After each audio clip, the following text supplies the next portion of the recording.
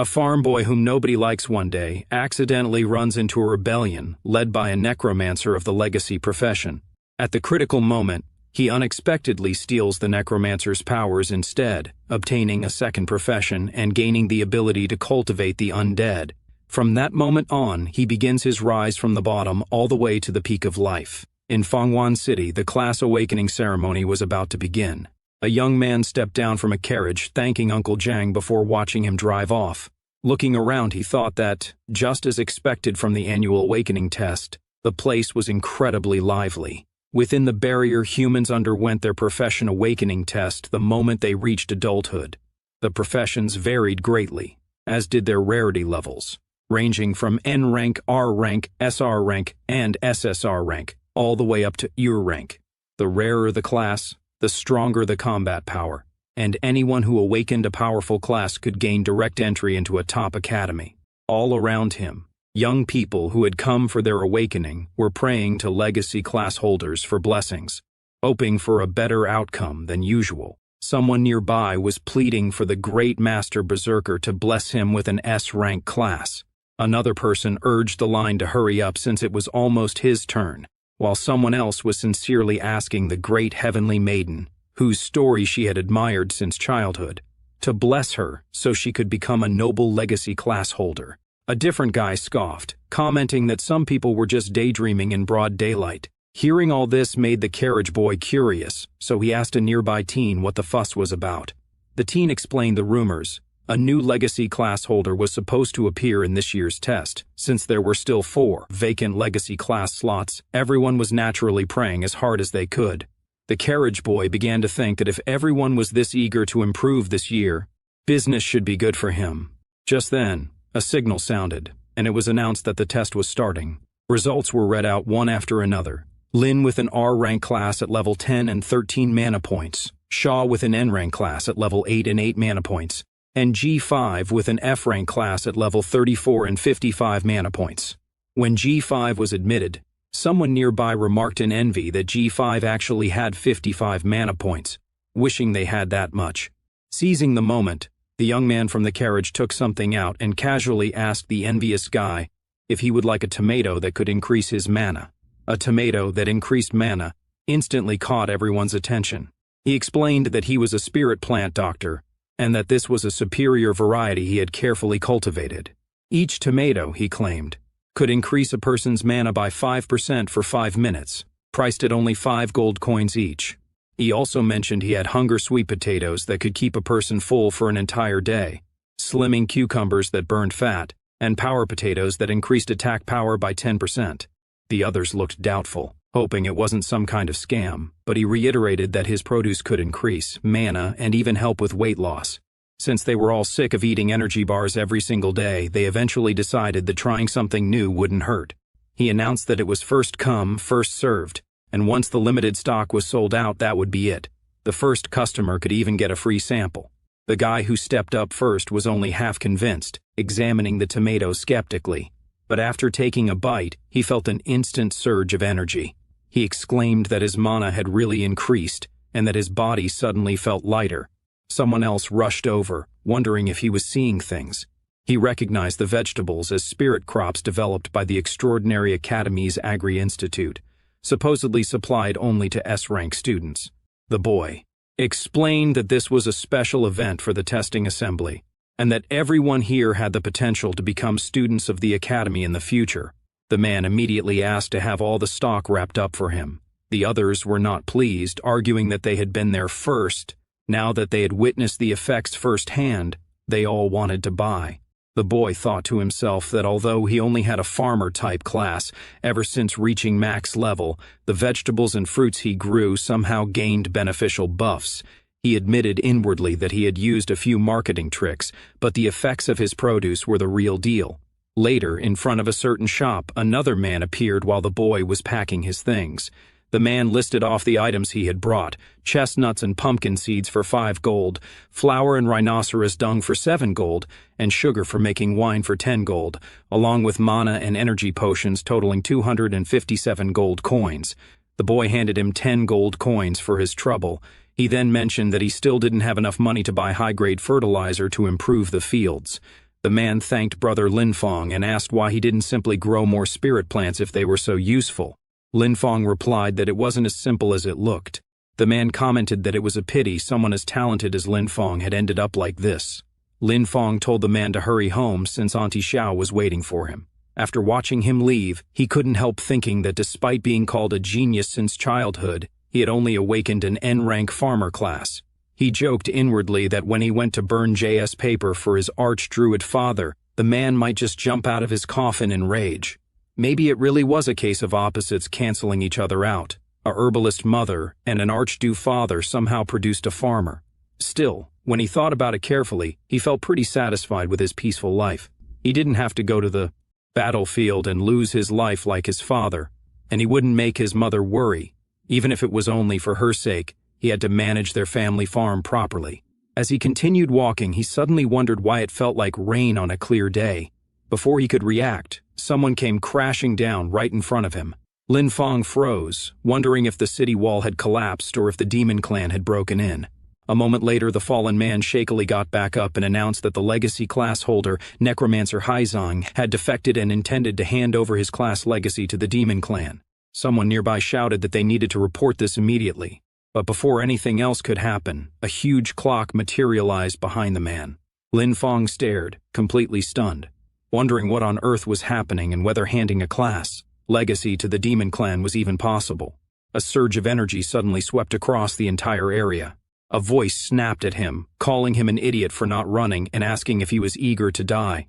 The speaker said that if he hadn't been injured by forbidden magic, he would have escaped the city long ago, and that once he handed his class legacy to the demon clan, he would gain an immortal body. He added that since he had stalled for this long, the academy had probably already noticed. Linfong quietly tried to sneak away, thinking that he had clearly walked right into some kind of murder scene and should leave before the man realized he was there.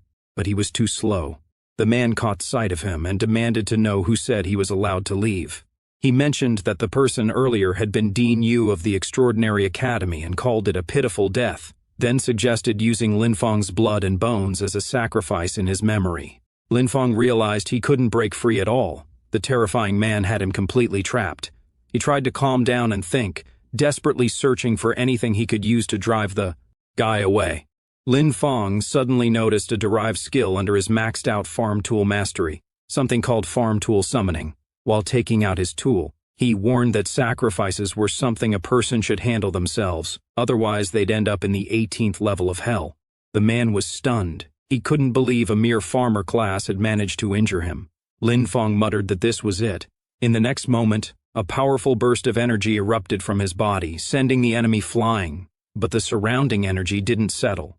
It kept surging higher and higher. The enemy cursed, recognizing it as the marking formation of a demon array dancer.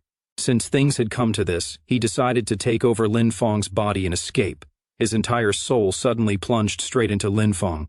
Inside, the voice commented that although the farmer class was the lowest rank, Linfong's innate talent wasn't bad, and he should consider himself lucky to become its vessel. Linfong replied that he had trained diligently every single day since childhood, and if the demon wanted his body, he would have to earn it.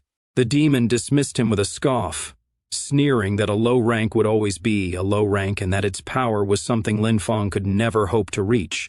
Linfong figured that luck clearly wasn't on his side this time, so they might as well go out together. He prepared to strike himself with the tool, causing the voice in his head to panic and demand to know what he was doing. Linfong insisted that even if they both perished, he wouldn't hand over his body. He only hoped that if he died, he wouldn't have to listen to his father's complaints in the afterlife. But before he could act, a surge of energy erupted from his heart. The demon was shocked by the dazzling light, wondering if the kid's mana was detonating. The power continued to rise, sending the demon into a panic, shrieking that this was impossible. The entity became bound, surrounded by countless restraints, before everything was swallowed in a massive explosion. A notification chimed, announcing that Linfong had obtained a new talent, the Legacy Class Necromancer. Linfong regained consciousness in shock. He was still alive, and he could still control his body.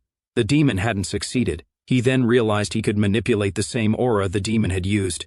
Checking the notification window, he saw that his class had mutated into Spirit Farmstead Master, Unique Level 1.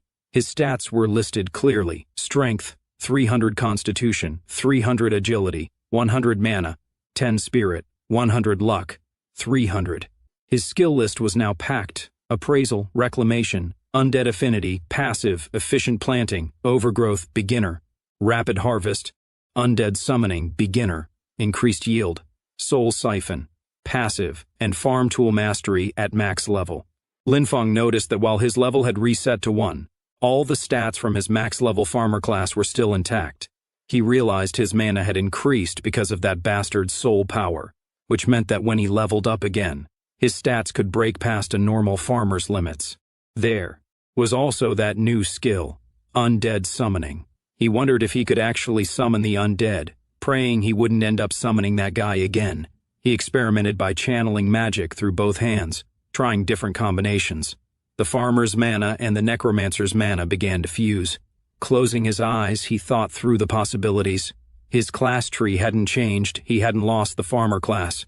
Instead, he had gained another one, Necromancer. The person who entered his body had truly been a legendary legacy class holder, which made him question whether the man was actually dead. He could feel that this power wasn't fully his yet. If he failed to tame it and convert it completely, not only would his farmer class collapse, but his consciousness would eventually be devoured again. He muttered that the disgusting yellow glow really did look the part. He attempted a summoning. A magic circle appeared, and from it emerged you, the undead sage, level 1, and he, the undead wild hunt, level 1. Linfeng realized it was truly them.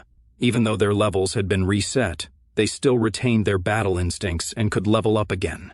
Suddenly, he sensed the enforcement team approaching and knew he had to leave immediately. No one would believe that an ordinary farmer had killed 2 extraordinary individuals. If his current situation was exposed, it could lead to fatal consequences. His top priority was to find a place with shelter, resources, and hidden land where he could experiment with this dangerous new power and turn his father's theories into reality. One day later, at Linfeng's farmland, he noted that an entire day had passed, and the necromancer's influence on his class still hadn't faded. A TV broadcast played in the background, announcing the birthday of an old astronomy teacher. While using magic on the crops, Linfeng observed that everything catalyzed by his new power had started turning strange. The more they grew, the stranger and scarier they became. The crops had mutated so drastically that they were even snatching birds straight out of the sky. Linfeng couldn't believe what he was seeing. If anyone else witnessed this, they would assume the demon clan had invaded. He decided he needed to get rid of it immediately, realizing the new mana had caused the ordinary crop to undergo a terrifying mutation. However, if he could control this power and guide it properly, he might be able to cultivate the unique varieties his father had always envisioned, but never succeeded in creating. The kind of high-value crops that could strengthen a person's class. On the TV, the news anchor interrupted the broadcast with an urgent wanted notice. The legacy class holder, Necromancer Hisha, had launched a rebellion the previous day and murdered Dean Yui. His crimes were described as heinous. Anyone providing information would be rewarded, while anyone sheltering him would be treated as an accomplice. Linfeng realized he had to be extremely careful. The necromancer's undead power absolutely couldn't be revealed. He needed to think of a name for his undead followers to avoid suspicion. Suddenly, he came up with the idea of calling them farmhands. His class panel listed him as a spirit farmstead master, so having a few helpers was perfectly normal. The news continued, stating that to deal with the increasing pressure from the demon clan, the Extraordinary Academy was expanding enrollment.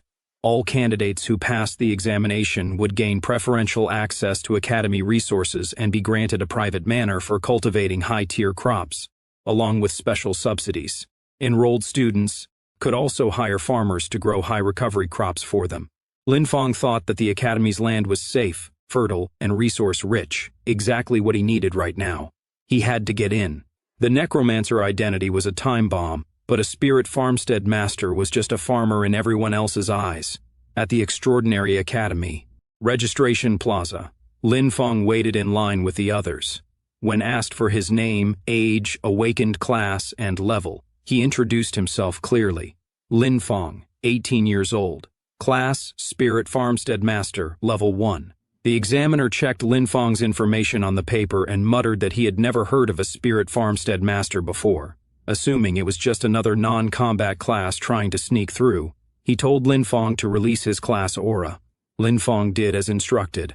After sensing it, the examiner clicked his tongue. Just the useless aura of a farmer class.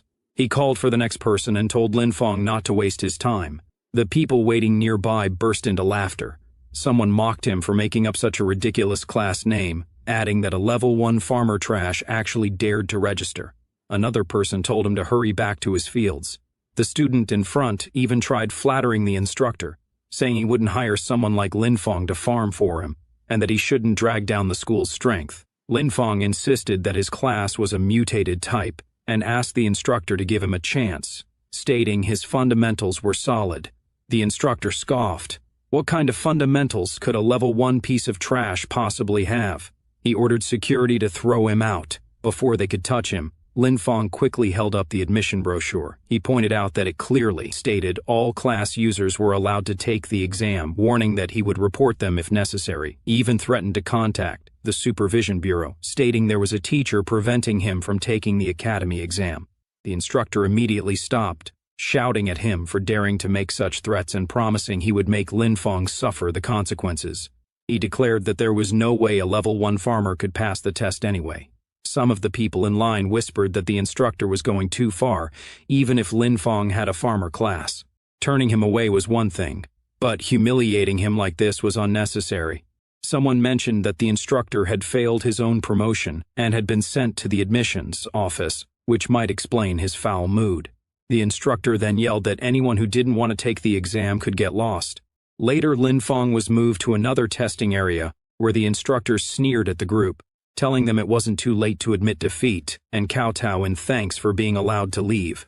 Lin Fong thought the process was too slow. He summoned his followers and instructed them that waiting for the rabbits to wander into the traps would take forever. He ordered them to quietly eliminate the demon-horned rabbits roaming nearby without letting anyone else notice. The summoned beings rushed into the surrounding forest and carried out his orders with precision. They wiped out so many rabbits that it was hard to believe. Even Lin Fong was stunned. He realized that the 2 summons were unbelievably strong even at level 1, and felt as if he had struck gold. Soon after, the bell rang, and the instructor announced that time was up. All candidates were ordered to step forward and hand over the rabbit horns they had collected. The first student stepped up with only 2 horns and was immediately declared a failure. Another came with 3 and was also marked as failed. When someone arrived empty-handed, the instructor called him useless trash and told him to get as far away as possible. Whispers rippled through the crowd. There were usually plenty of rabbits, so why had they been so hard to find this time? One student managed to bring 4 horns, which the instructor considered decent, noting that some didn't get a single one and would have to wait for the next enrollment expansion. Eventually, Lin Fong and the instructor came face to face. The instructor mocked him, demanding to see his haul and betting he didn't have a single horn. In response, Lin Fong unloaded a collection so massive he practically needed a teleportation circle just to bring it all out. The pile was overwhelming. The instructor was left staring with his mouth wide open, and even the student behind him couldn't hide his shock. The instructor counted a total of 500 demon-horned rabbit horns. Lin Fong calmly repeated that the total was 500 and asked if he would like to count them again. Flustered, the instructor accused him of cheating. At that moment, the director arrived and cut him off, scolding him for making things difficult for a child and demanding to know who had taught him such behavior. The instructor panicked at the sight of the director, nervously asking why he was there. The director quipped that if he hadn't come, all his pet rabbits would have been wiped out by someone with no professional ethics. He then turned to Lin Fong and informed him that he had passed the preliminary exam. Lin Fong immediately bowed, thanking the director for his fairness. The director remarked that Lin Fong felt strangely familiar, which made Lin Fong uneasy.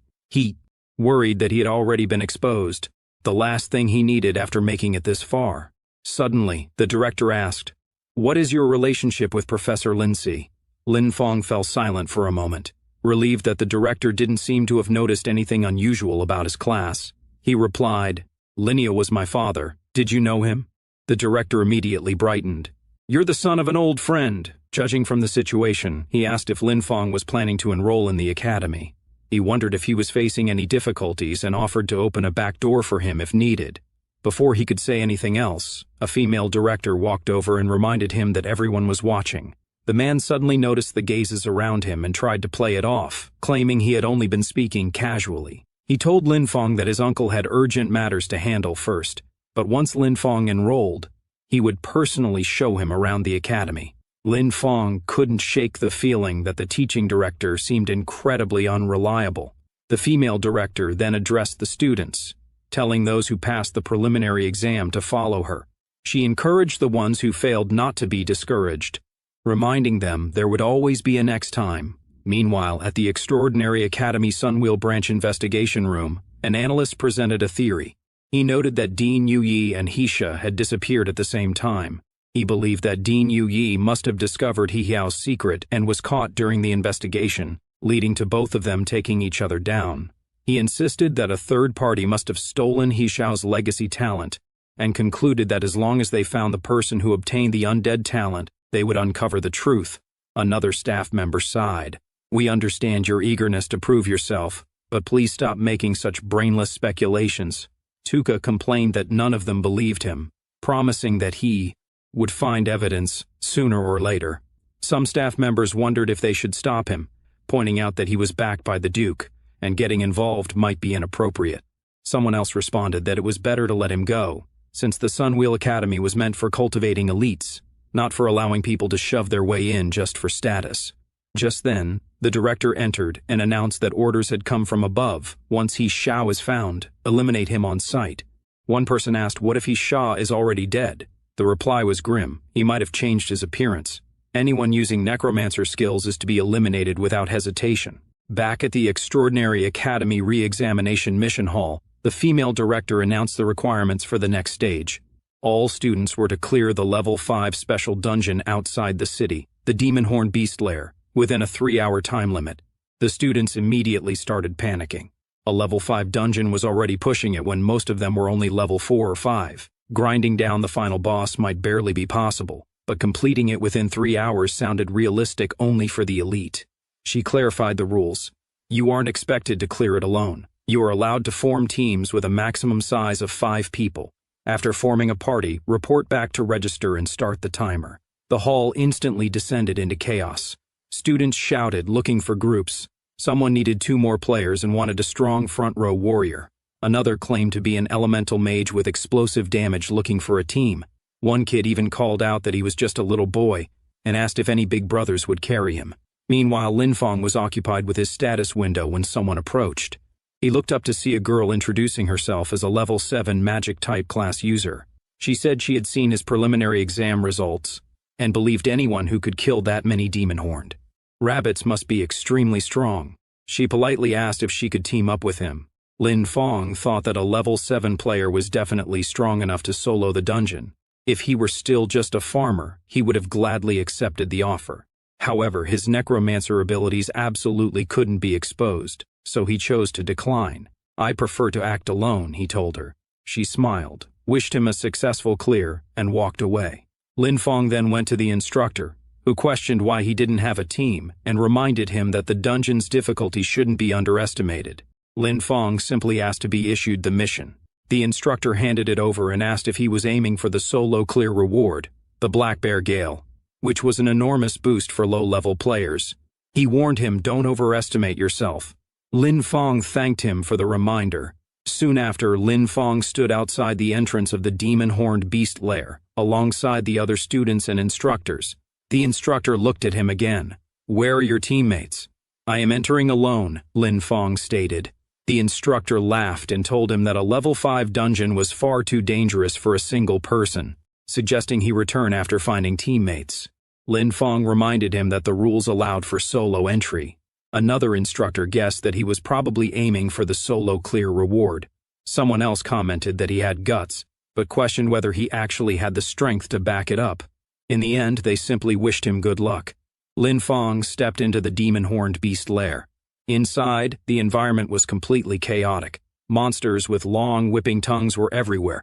Lin Fong noted that level 3 and level 4 monsters posed no threat to him anymore. With his summons at level 6, they could take those creatures down effortlessly. He sent energy through his body and observed that his health remained stable, although the guide mentioned there would be many monsters. The sheer number he encountered was far beyond expectations. Still, he decided it was the perfect chance to test his new summoning method. From the shadows of the cave, countless eyes watched him. He activated undead summoning. This time, the undead that appeared were the very lizard-type monsters that had attacked him earlier with their long tongues. He ordered his minions to charge, and they immediately rushed forward, tearing through the surrounding creatures. Lin Fong observed that monster-form undead retained certain traits from their pre-death state. They were extremely aggressive but had low intelligence, capable of following only simple commands. However, they also consumed less mana. He wondered if they could handle chores like carrying water when they weren't fighting, as that would be convenient. He then sent his stronger summons into the fray. Once they entered the battlefield, any monster that dared appear before them was instantly wiped out. While clearing the dungeon, Lin Fong was already brainstorming other uses for his summons. He noted that the humanoid undead possessed higher intelligence, could utilize their pre-death skills, and were far more flexible in combat. In the future, he planned to have them handle menial tasks like weeding and fertilizing the fields. As more monsters fell, a notification chimed, announcing that he had reached level 7. Lin Fong realized that only half an hour had passed, yet he was already standing before the boss room. Deep inside the dungeon, he found the boss, a massive demonic bear bound in chains, roaring furiously. Lin Fong considered it the perfect opportunity to test his overall combat strength, and unleashed all his units at once.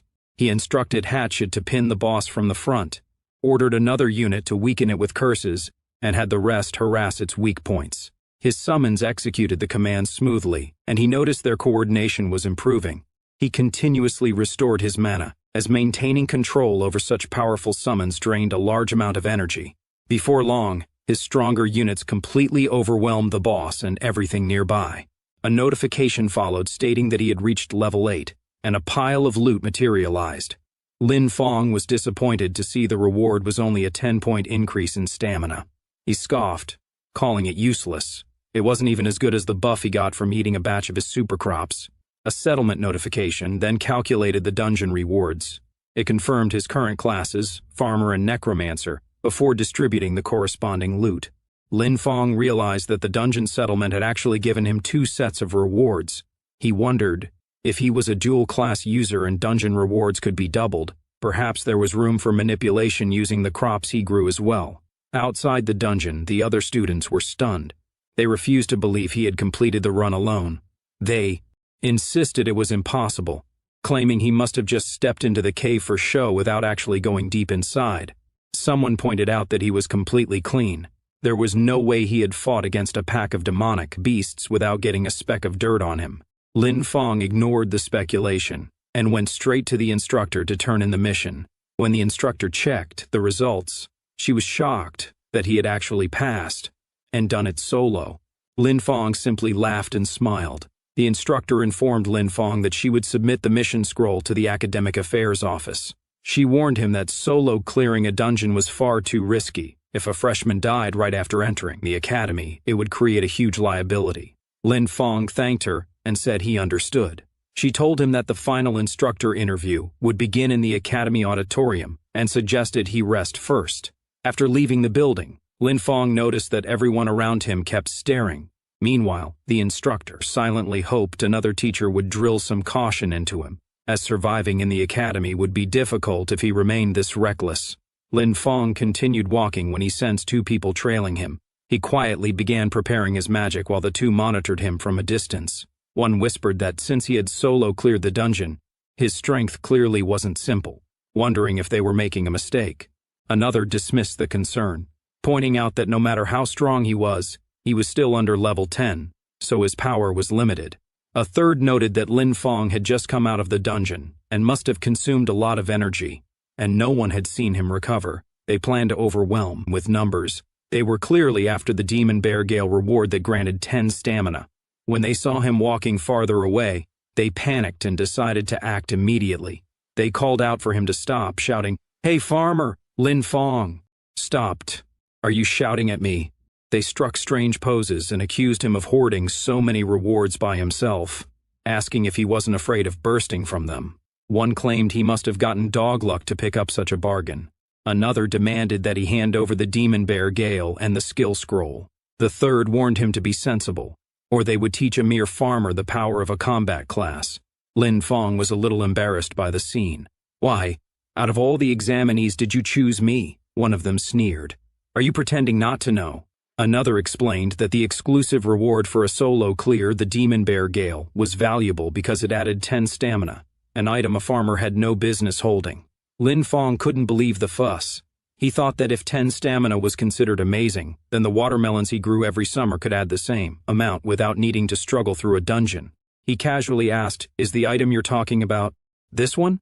The moment they saw the item, all three became greedy and demanded that Lin Fong hand it over, but before anyone could touch it, the item burst into flames and was instantly destroyed. A voice suddenly rang out.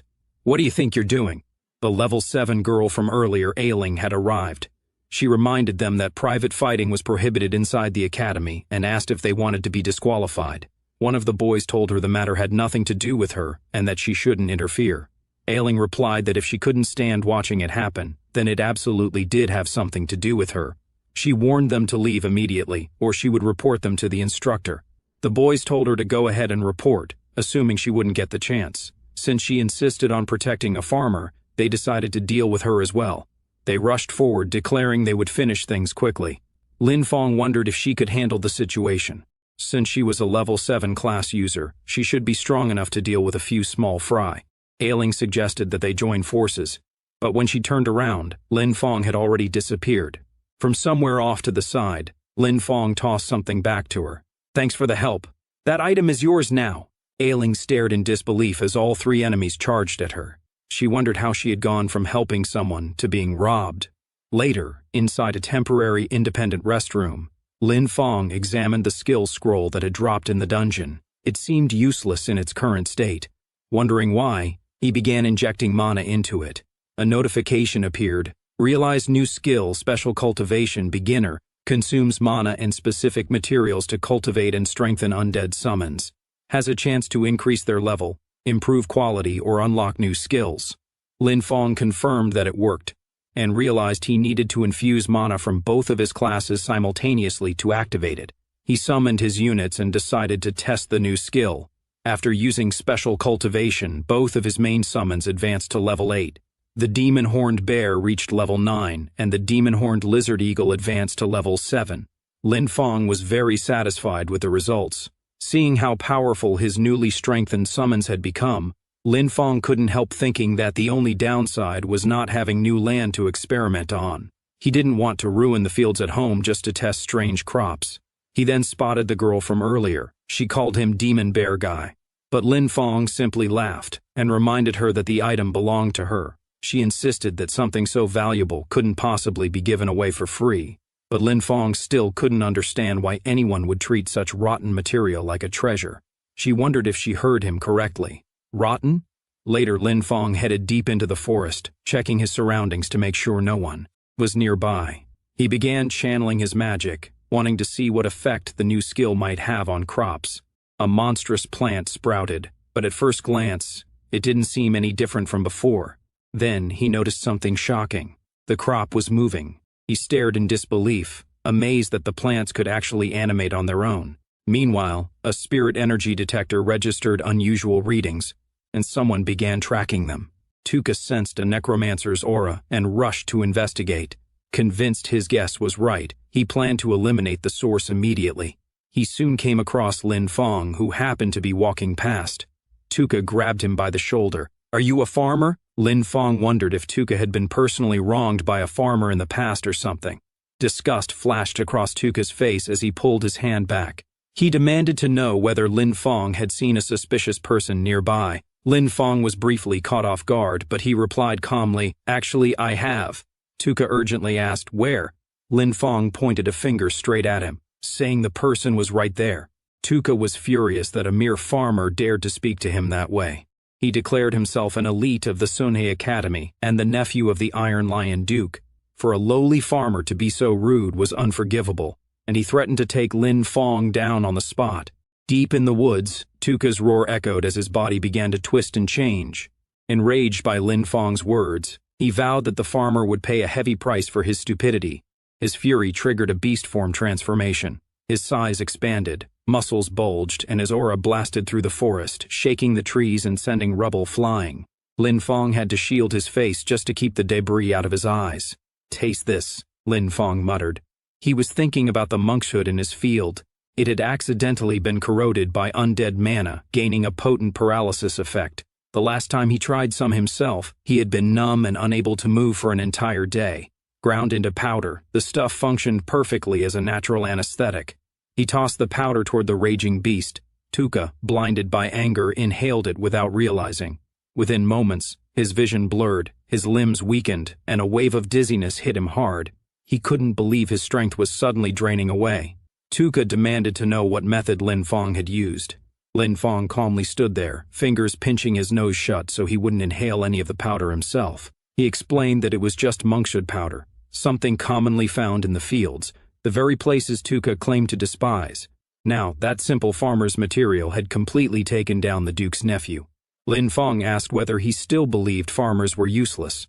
If so, he called him stupid, noting that farmers could do plenty of crazy things, sometimes even surpassing and defeating combat classes. Then, while Tuka lay paralyzed, Lin Fong walked up and delivered a solid punch straight to his beast form head. Later, when the transformation finally wore off, Tuka was left bound tightly to a tree. Lin Fong told him that if he couldn't even beat a farmer, he had no right calling himself an elite. He said he'd leave him there to cool off, and when someone eventually found him, he should consider it a lesson learned. Suddenly, an academy-wide announcement blared, calling for all candidates to gather at the auditorium for the instructor interview. Lin Fong realized the interview was starting and rushed off. He absolutely couldn't miss this. Outside the extraordinary academy auditorium, crowds had gathered. Many candidates weren't even interested in studying. They were just there for the girls, dreaming of a luxurious, carefree life funded entirely by their families, enjoying everything without effort or responsibility before real life eventually crushed their dreams. The pampered boys outside the auditorium gossiped as Lin Fong walked by. Someone whispered that he was the one who solo cleared the level 5 dungeon. Another claimed he only knew how to run away and live off a woman. Someone else sneered that he was far worse than Sai and Bu. Another added that while Lin Fong might be strong compared to normal candidates, he himself was a level 5 elite, so the advantage was clearly his. Ailing approached Lin Fong and tried handing the item back again, insisting she didn't want to keep it. Lin Fong repeated that she should keep it. He had no use for it at all. He casually munched on a crop and a notification popped up. Temporary Constitution +2. Temporary Constitution +2. People nearby were still staring at him instead of paying attention to their dates, who suddenly seemed less interesting compared to the mysterious farmer who cleared a dungeon alone. Lin Fong, however, didn't understand the fuss. He wondered why everyone treated such junk like treasure. Were they all idiots? Inside the auditorium, rows of instructors sat behind long tables. One of them announced that the interview process was mutual, while instructors chose their students. Students also chose their instructors. They were meant to make each other successful. Students whose names are called step forward. The first candidate called was Xian. He walked forward, introduced himself as a level 6 Earth attribute warrior, and demonstrated his ability by summoning rock armor. Aura surged around him, and his stone armor looked solid and impressive, though nothing compared to Master Chief. One instructor nodded in approval and introduced himself as a level 44 Earth berserker, asking if Xian would like him as a mentor. Xian agreed immediately, practically vibrating with excitement. Next, a student named Wu was called. Then, Lin Fong. He stood up and walked toward the panel. Even now, people all around continue staring at him with that same thick mix of jealousy, suspicion, and hatred. Even with the stares and whispered judgments drilling into his back, Lin Fong walked forward without a care. He introduced himself calmly. "I am Lin Fong, level 8. Occupation, Spirit Farm Lord." His aura flared out. Several girls quietly gasped. One whispered that reaching level 8 at his age was impressive. Another pointed out that he was still just a farmer and that she wasn't interested in farmers. A guy scoffed that the extraordinary academy existed to train elites for the front lines, not to raise ordinary people into future cannon fodder. Another instructor tried to calm the rising tension, noting that Lin Fong's preliminary test and retest results were both excellent, so he clearly had skill and talent. The director cleared his throat and suggested conducting a combat ability assessment since opinions differed so much. All the instructors immediately agreed. One woman approved with a simple nod, while another instructor muttered that he didn't care either way. He just wanted to go home and eat something nice. The director turned to Lin Fong. "Are you willing?" He reminded him that the ultimate purpose of training here was to send talent to the front lines against the demon clan. Without combat potential, joining the front lines would only result in meaningless sacrifice. Lin Fong's mind raced. A combat ability test. Right now, openly fighting would risk revealing his necromancer abilities, something he absolutely could not allow. He needed to be extremely cautious. For now, he forced a pleasant smile, hiding every trace of unease. "I agree." Later, at a temporary clearing within the auditorium grounds, everyone gathered to watch. The examiner, a powerful instructor, stood across from Lin Fong. He explained that the test was simple. Survive for 5 minutes against him to prove he had combat potential. The moment the instructor activated his power, the ground trembled. His aura surged outward like a storm. The watching students buckled under the pressure. Many were forced to their knees, unable to withstand the weight of his spiritual force. They whispered in awe, asking whether this was truly the pressure of someone above level 40. Suddenly, everyone in the audience froze. Through the crushing pressure of a level 44 instructor, they saw something that made their jaws drop. A normal little farmer was still standing there. He wasn't trembling, wasn't on his knees, and wasn't gasping for breath like everyone else. He was simply bowing slightly while striking a pose suspiciously similar to Iron Man charging his repulsors. Someone whispered in disbelief that the guy was acting like nothing was happening.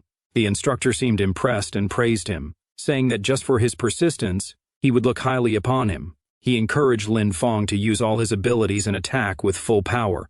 Hearing that, Lin Fong sprang into action. He admitted inwardly that the pressure of a level 44 expert was indeed terrifying, but it was still within what he could handle for now. He gathered mana in his hands, forming a glowing orb, and called out, "Come out, my servants!" Wrapped in spiraling threads of nature mana, the undead summon began materializing. Lin Fong felt relieved. It worked. Masking undead creatures with nature mana effectively hid their necromancer aura. It was the only way he could safely summon without exposing his forbidden abilities. A vague, cabbage-shaped bear silhouette emerged first. Lin Fong thought that honestly, who would ever guess this cabbage-headed bear was actually an undead? When the summoning finished, the audience gasped. They commented that it looked like a rare variant occupation, marveling at the richness of the nature, mana, surrounding the creature. Interest crackled through the crowd. They were finally seeing something unusual. The instructor drew his blades, both covered in their own blazing aura. The summon and the instructor stood face to face. The instructor had no idea what kind of monster he was about to fight. Both charged at each other at full speed, and their clash sent shockwaves of aura rippling across the clearing. The instructor began attacking wildly, screaming as he pushed forward. The summon staggered under the barrage, showing signs of strain. Watching from the sidelines, the director commented that the summon was remarkably loyal. Any other summoned creature would have been forcibly unsummoned after taking that much damage, but this one was still stubbornly pushing forward, even throwing punches. The instructor dodged, and the director clicked his tongue in disappointment, wondering if Old G was simply too weak. He couldn't understand why the fight looked so unimpressive from Old G's side. Meanwhile, Lin Fong remained completely calm. He knew the truth. They're undead. They don't feel pain, and they don't make a fuss. These flesh wounds only take a tiny bit of mana to recover from. That's why they don't care. The instructor, however, was thinking that he had originally just wanted to show off in front of the students, but he hadn't expected Lin Fong to actually be pretty talented. The disappointed look on the director's face was unbearable, so he decided he needed to use something real. He told Lin Fong not to worry, and that he would compensate him later for the destroyed summon. Then he told him to watch closely. Normally, summoners had to pay a steep price to form contracts with their creatures. Once a summon died, the contract ended, finished, gone for good. That was common knowledge. The instructor activated his berserker skill, Bloodthirst. With a massive punch, the undead summon was knocked backward. Its form cracked apart like shattered stone and then dissolved, disappearing completely. The instructor stood smugly with his arms crossed, clearly satisfied with himself. He confidently announced that Lin Fong must feel terrible having his summon destroyed, adding that it was fine to cry it out. He liked students with genuine emotions. In the instructor's imagination, Lin Fong was already sniffling like a pitiful farmer child whose toy had been broken. But reality was the exact opposite. Lin Fong stood there completely expressionless, not sad, not panicked, not even mildly bothered. His face was so unreadable that no one could figure out what he was thinking. The instructor was confused. He wondered if Lin Fong was so overwhelmed with sadness that he'd gone numb. However, the next moment, countless vines burst out from beneath Lin Fong's feet. They wrapped forward like serpents, flying straight toward the instructor and binding him tightly before he could even blink. Shocked, he yelled angrily, demanding to know what was happening and accusing Lin Fong of playing dirty by having so many summons. The vines squeezed until the instructor struggled, until suddenly, with a furious shout and a surge of power, he snapped them apart. The director finally intervened, telling them both to stop. He declared that Lin Fong had proven himself and was qualified to become a student of the Extraordinary Academy. However, he added that all nature-type instructors were currently deployed at the battlefield, so there was no one available to teach Lin Fong for the time being. Lin Fong immediately asked the most important question. Then, what about my cultivation resources? The director assured Lin Fong that the academy would never deduct anyone's cultivation resources. Everything would be issued normally according to standard. He added that since Lin Fong had performed exceptionally in the exam, he was allowed to make one special request. Hearing that, Lin Fong felt like heaven had opened. Freedom and resources, truly a paradise. So, he immediately said, "Then I want a piece of land." The director blinked. That was absolutely not what he expected. For most students, a request like this was the moment to demand high-grade equipment, rare cultivation treasures, or maybe even a luxurious private hall where they could dance with beautiful girls until morning instead of studying. But this kid was different. The director confirmed if Lin Fong really didn't want any precious resources or high-tier items and only wanted land. Lin Fong laughed and explained, "I am a spirit farm lord. Without land, how could I call myself one?" The director nodded and agreed. He told Lin Fong there was a piece of abandoned training wasteland in the west of the city that had been idle for a long time. He granted Lin Fong permission to use it, however he wanted. This was exactly what Lin Fong had hoped for. He thanked the director sincerely. The instructors then told him to go rest backstage.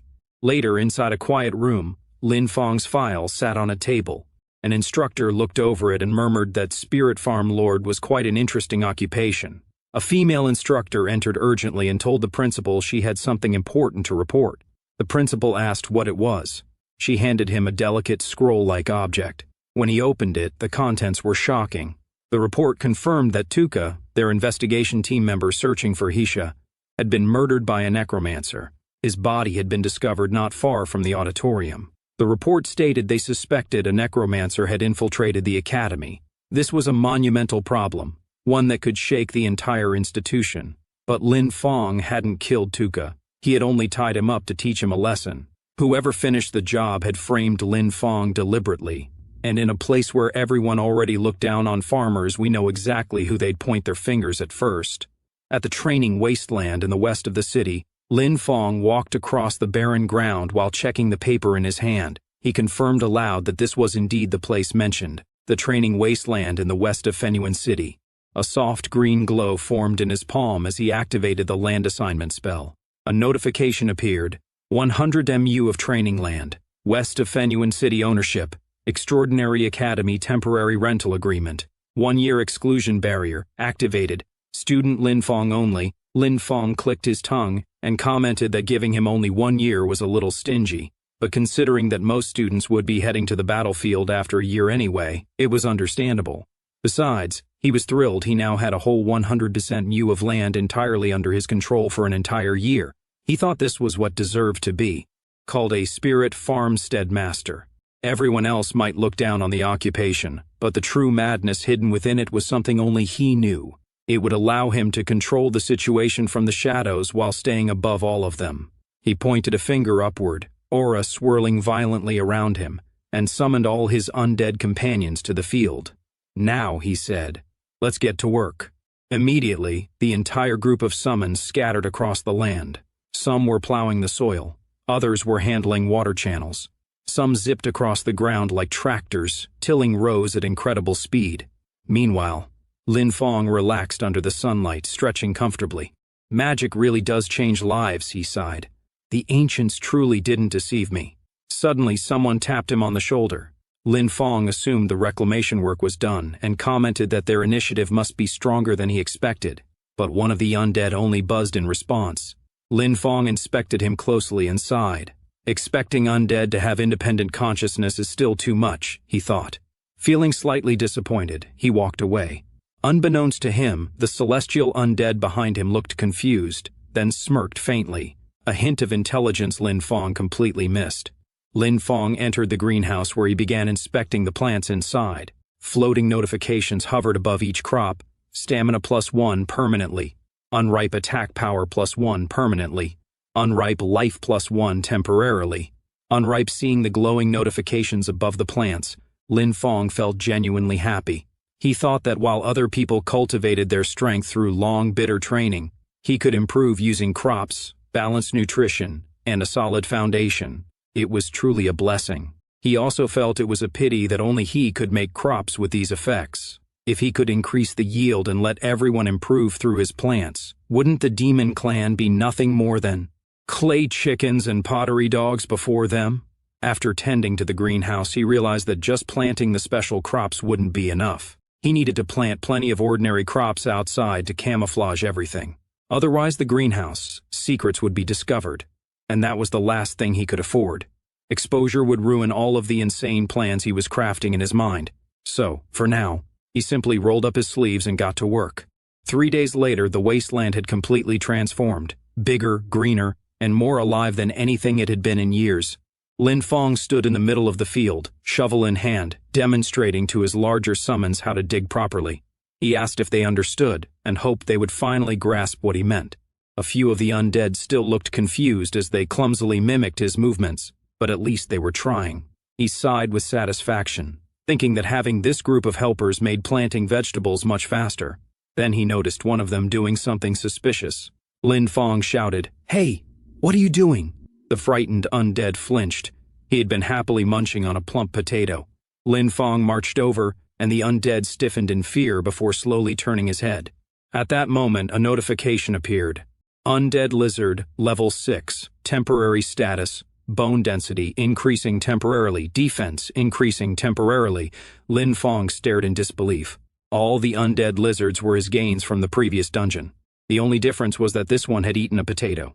He wondered whether undead could also receive the effects of spiritual crops. If that were true, wouldn't that be absolutely insane? In the days that followed, Lin Fong began systematically experimenting, feeding different crops to different undead and carefully recording every change, every buff, and every mutation. The research of a true spirit farmstead master had officially begun. Another figure appeared near the training wasteland, moving silently between the crops and shadows. He frowned as he observed the surroundings. He thought it was strange. When he probed the area earlier, none of these structures or plants had existed. The barrier around the land seemed flimsy to him, nothing more than a paper-thin, marshy wall. He concluded he could tear through it with a single slash. He spotted only one person inside and wondered if the whole thing was a trap. The idea intrigued him. Just as he stepped forward, something beneath him triggered. He sensed it too late. He tried to stop whatever was happening, but chaos erupted instantly. Something burst out of the soil and exploded right beneath him. The sudden blast startled him, though he managed to dodge at the last second. He scoffed, saying that this level of trickery wasn't enough to deal with him. But then, more of those explosive things began erupting from underground. Angry, pulsing, swelling with unstable energy. Now, even the intruder felt a chill crawl up his spine. He cursed, demanding to know what these things were. A chain of massive explosions followed, so intense that the shock waves were visible from far away. The blasts all seemed rooted to a glowing green form deep beneath the ground. A magnificent being, like a fragment of the Earth's own spirit that Lin Fong had grown, watching the intruder with eerie, luminous eyes through the thick smoke. The intruder staggered back. He cursed again, muttering that if he didn't need to gain the Duke's trust, he would never have come here a second time. He vowed that once he cut Lin Fong down, he wanted to see whether these explosions could stop him. He then began slicing through everything: roots, plants, vines, and all the careful work Lin Fong and his undead had put into the field. He didn't care about the effort, he only cared about destruction. But as he hacked through the growth, something unusual caught his attention. He paused and sensed a faint aura. An aura belonging to the undead.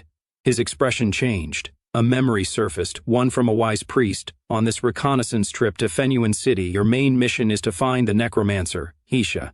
After our last contact, he disappeared. He has an agreement with our clan. The intruder's eyes narrowed. He wondered if this place was actually Hisha's hiding spot. But why would Hisha hide here of all places? Could he have betrayed their clan?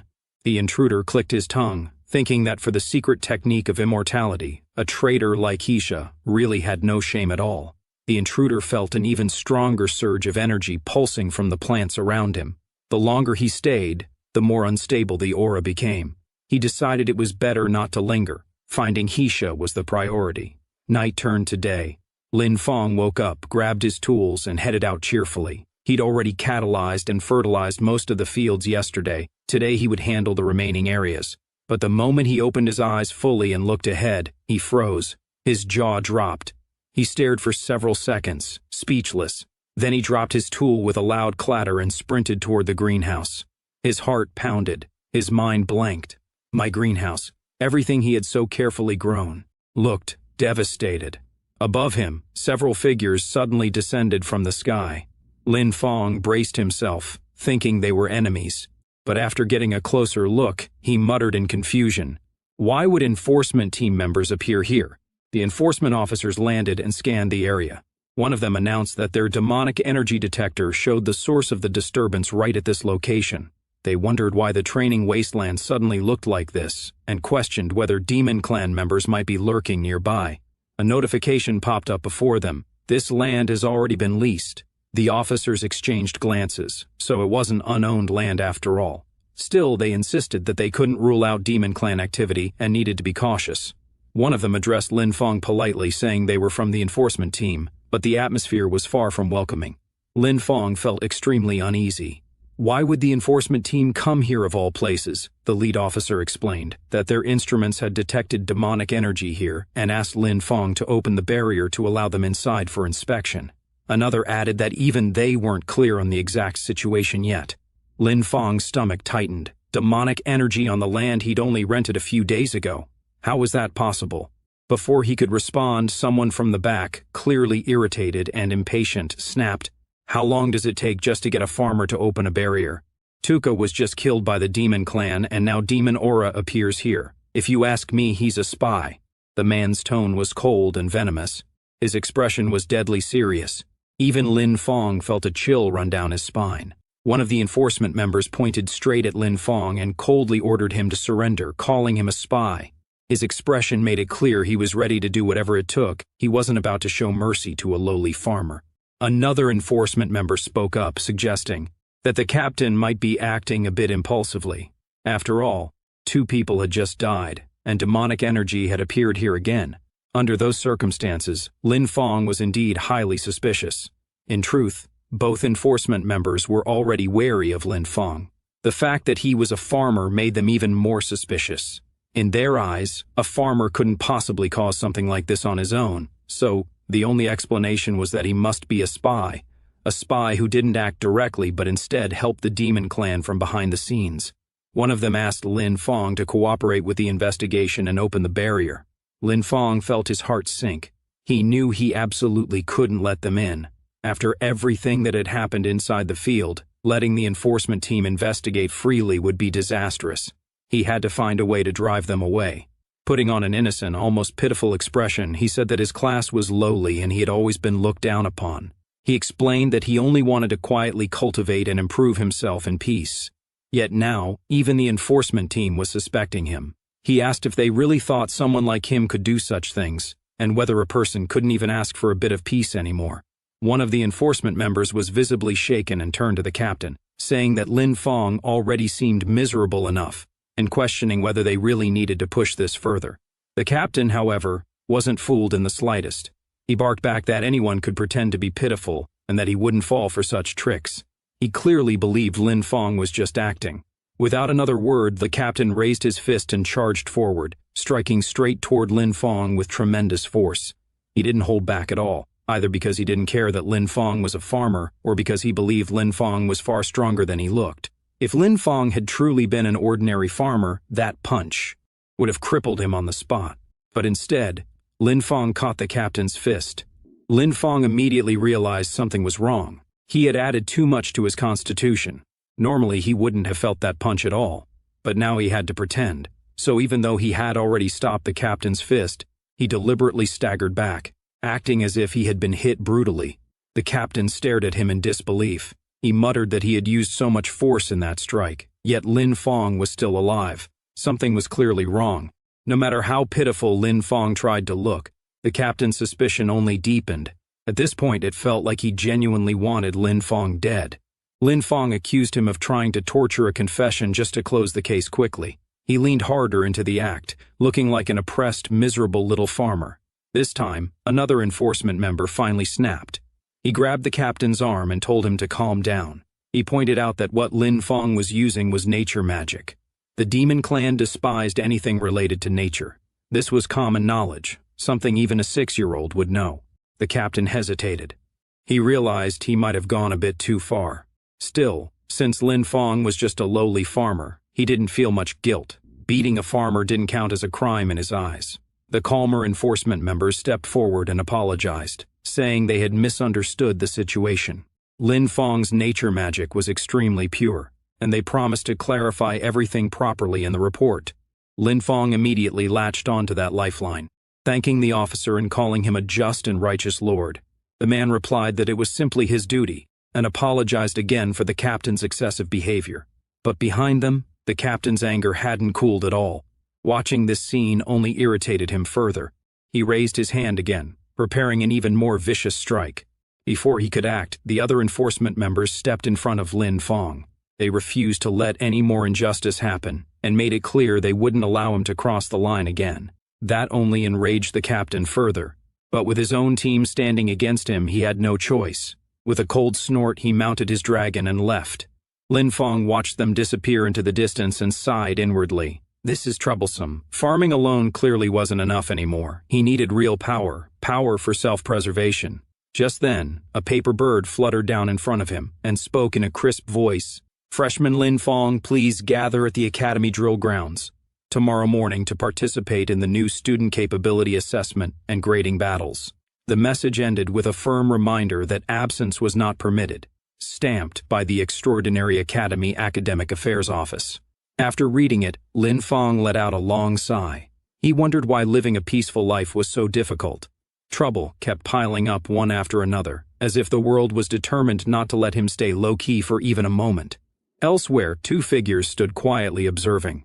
One of them, a woman, remarked that the nature magic she sensed was both pure and extremely potent. She asked the principal if the child was really just a farmer. The principal admitted he wasn't sure. According to the system, Lin Fong's profession was spirit farmstead master. The woman raised an eyebrow, surprised that someone like her, a level 50 nature-type archmage named Vera, would take an interest. She speculated that it sounded like a mutated class, and that the boy clearly had secrets. Still, she said that the nature magic alone was enough to clear him of any suspicion of colluding with the demon clan. The demon clan couldn't possibly fake such a strong life aura, one that would actually make them sick just by being near it. The principal agreed, saying that certain people should calm down now. He added that the real show was only just beginning. An aura wrapped around the 2 of them, and they vanished from sight, having already obtained what they came for. Later, at the Extraordinary Academy freshman drill grounds, crowds of students gathered, buzzing with complaints. Someone asked why there was another test when the interviews and instructor selections were already done.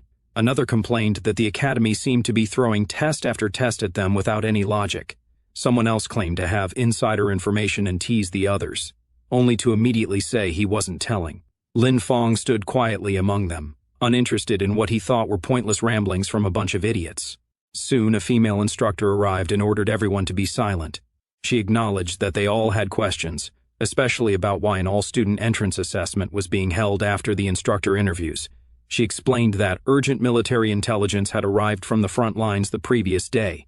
The demon clan's offensive had intensified, and the fortress outside the 3rd barrier was now in critical danger. The academy had received direct orders to immediately dispatch a batch of vital forces to provide support. The students were stunned. One of them blurted out in disbelief that they had just enrolled and now they were being sent toward the front lines. Another student protested that they had been told they would first study and cultivate.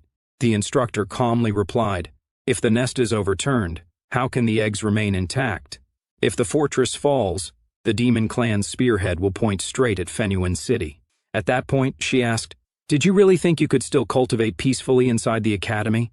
She made it clear that this was not a request, it was a conscription. In humanity's time of peril, no one was allowed to stay out of it. The crowd fell silent. A small boy hesitantly called out to the girl beside him, but before he could finish, Lin Fong was already standing quietly nearby. The girl gently reassured the boy not to worry, though she couldn't help thinking about Lin Fong. He was clearly outstanding, and she wondered whether he would be selected for the conscription. The instructor then ordered all freshmen to follow instructions and enter the drill grounds to prepare for the practical combat assessment. As others eagerly rushed forward, Lin Fong hung back.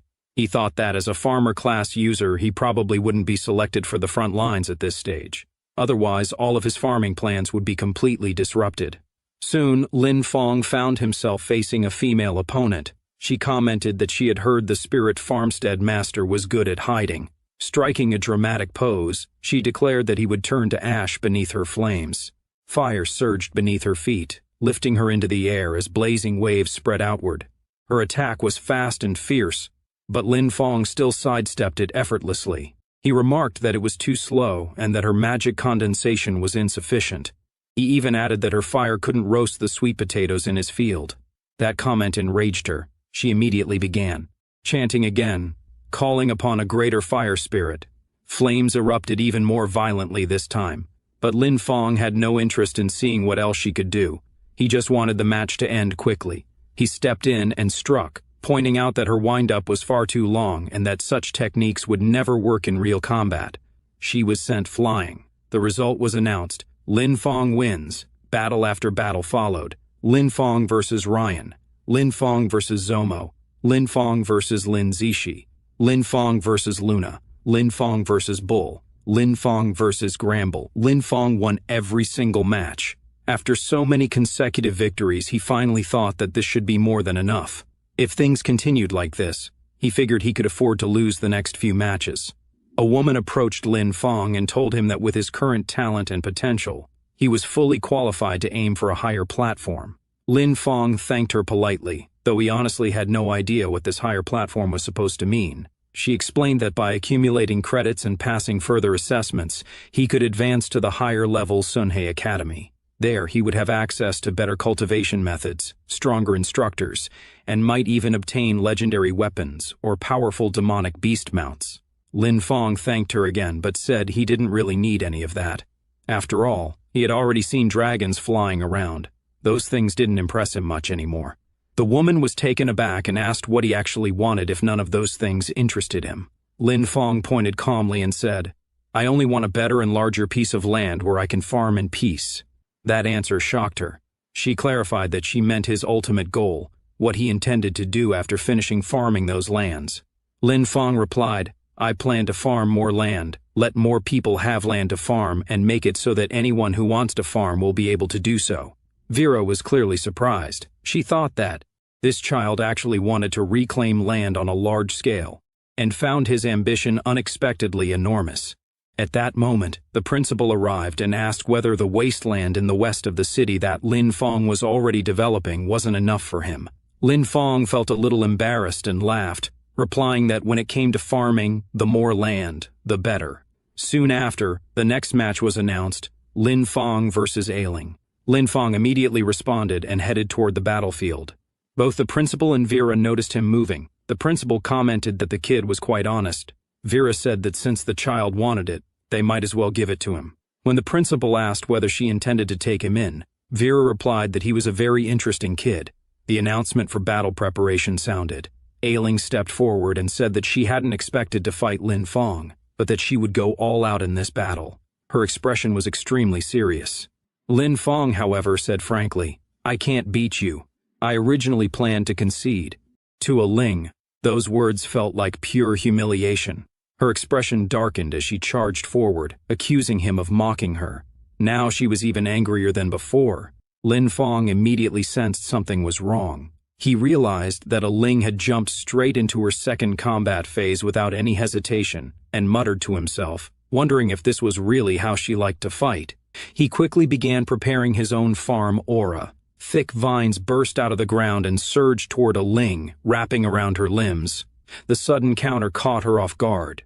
She had been charging forward at full speed, but now she was forced to stop and deal with the vines first. With a sharp shout, she unleashed a powerful kick and shattered them, breaking free with brute force. Watching the exchange, Vera couldn't help commenting that a student under level 10 possessing such pure magic power was astonishing. The principal agreed, admitting that he had been shocked the first time he saw it as well. Both of them leaned forward, growing more and more interested.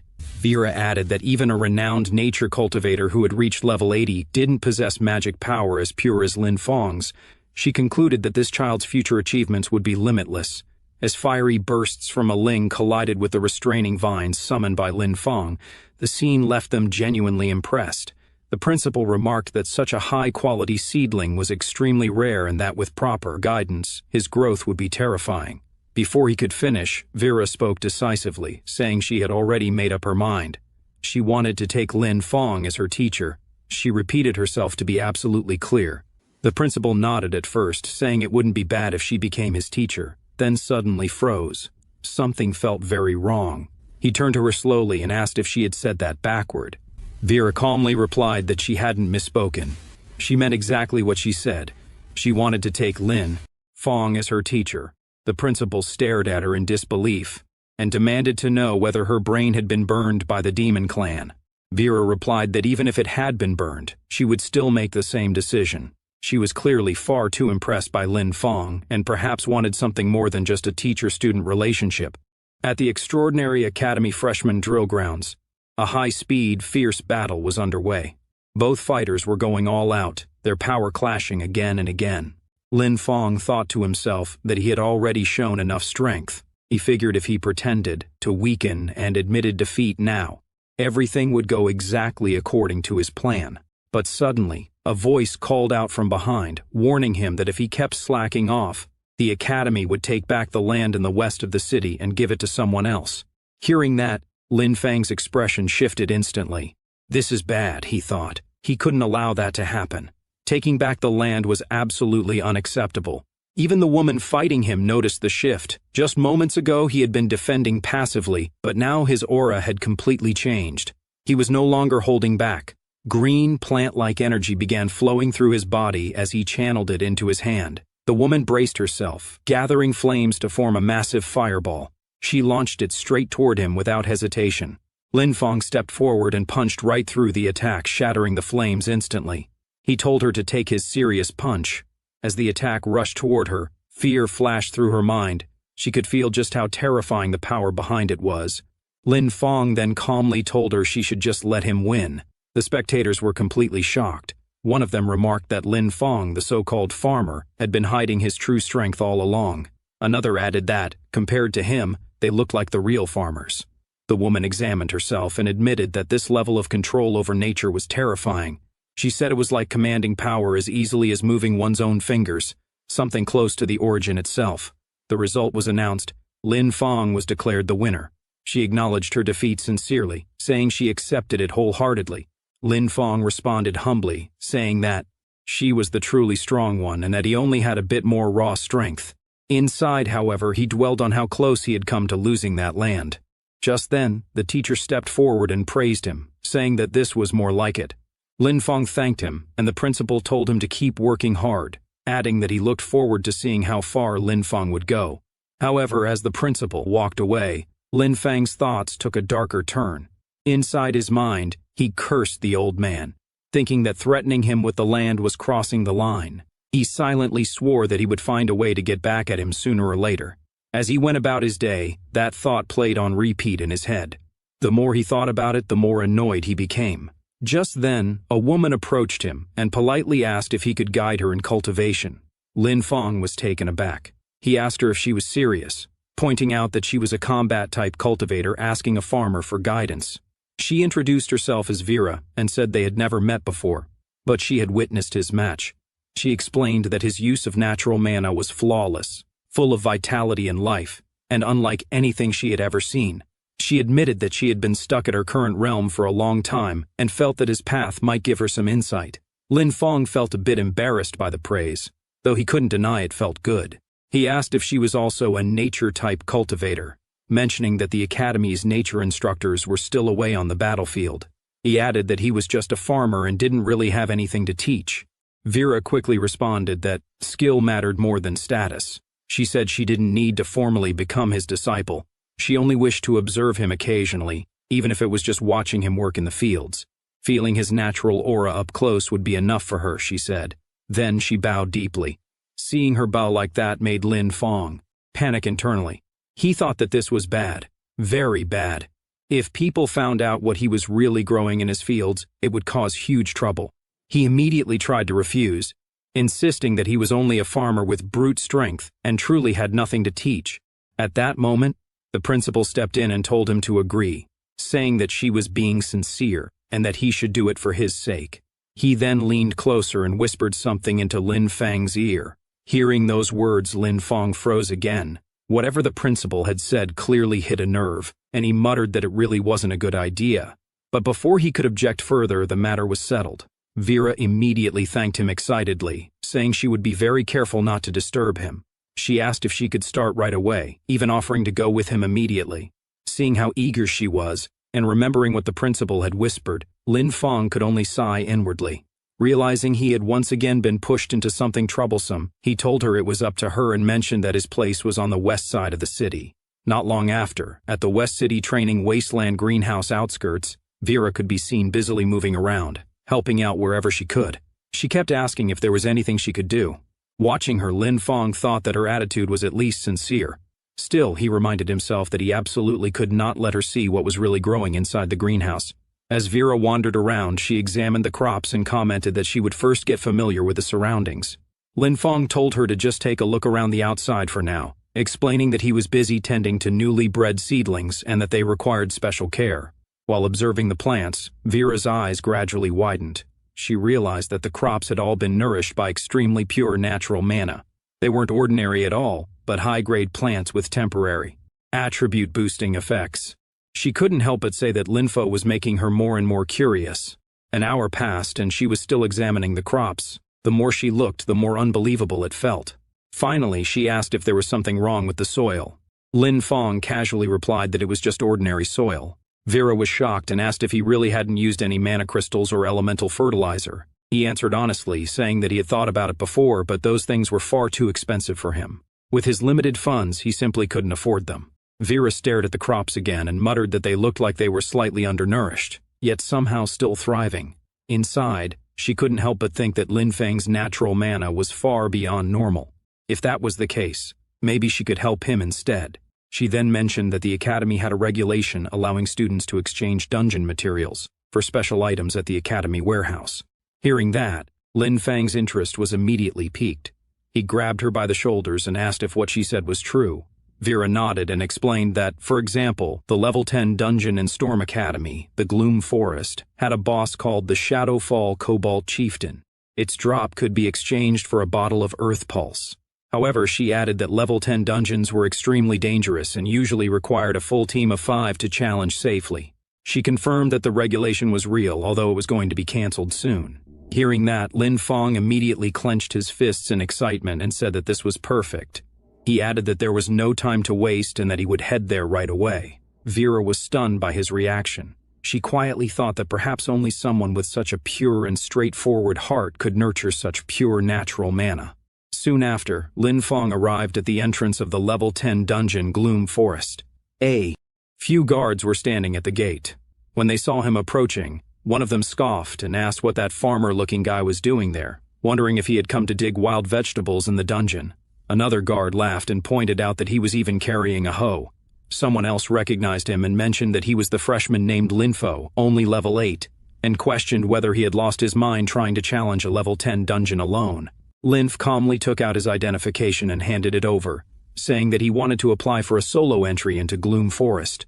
The instructor on duty frowned and reminded him that his level was insufficient, and that entering alone would be extremely dangerous. However, Lin Feng calmly replied that according to academy regulations, any registered student had the right to apply. The instructor hesitated, clearly unsure. But just then, after noticing someone nearby, his expression changed. He cleared his throat and said that the regulations were indeed as stated, then reminded Lin Feng to act within his limits and retreat immediately if things became dangerous. As Lin Feng walked past, Whispers followed him from all sides. Some mocked him, saying he was an idiot who didn't know his place. Others said he was just another rookie cannon fodder who would probably die inside. A few even commented that it would be embarrassing for the academy if someone like him died in the dungeon. Ignoring them all, Lin Feng stepped into the dungeon. Inside the gloom forest, dark mist filled the air as monstrous figures began charging toward him from all directions. Seeing this, Lin Feng calmly gave an order, telling Qi, Yu and Yi clear the path and push forward. He told them to move fast and cleanly. The summoned beings immediately surged ahead, slaughtering the monsters with ease. Compared to them, the dungeon creatures were nothing. Watching the battlefield, Lin Feng calmly issued another command, saying that it was time to rise. In response, a new undead figure emerged. An existence formed from fallen remains. It was the Shadowfall Cobalt Chieftain, now reborn as an undead, its level clearly marked at 12. Seeing the final monster appear, Lin Feng immediately judged the situation. To him, this was clearly the dungeon's final boss. He felt a bit disappointed, and thought that this dungeon really wasn't much after all. Wanting to finish things quickly, he gave a simple order, telling his summons to move in. The moment the Shadowfall Cobalt Chieftain tried to attack, the summoned beings rushed forward and struck it head-on. Overwhelming power erupted, and before the monster could even struggle, it was completely crushed. A system notification appeared. It announced that the Shadowfall Cobalt Chieftain had been defeated, experience had been gained, and Lin Feng's level had increased to level 9. Another message followed stating that the chieftain's Feng had been obtained.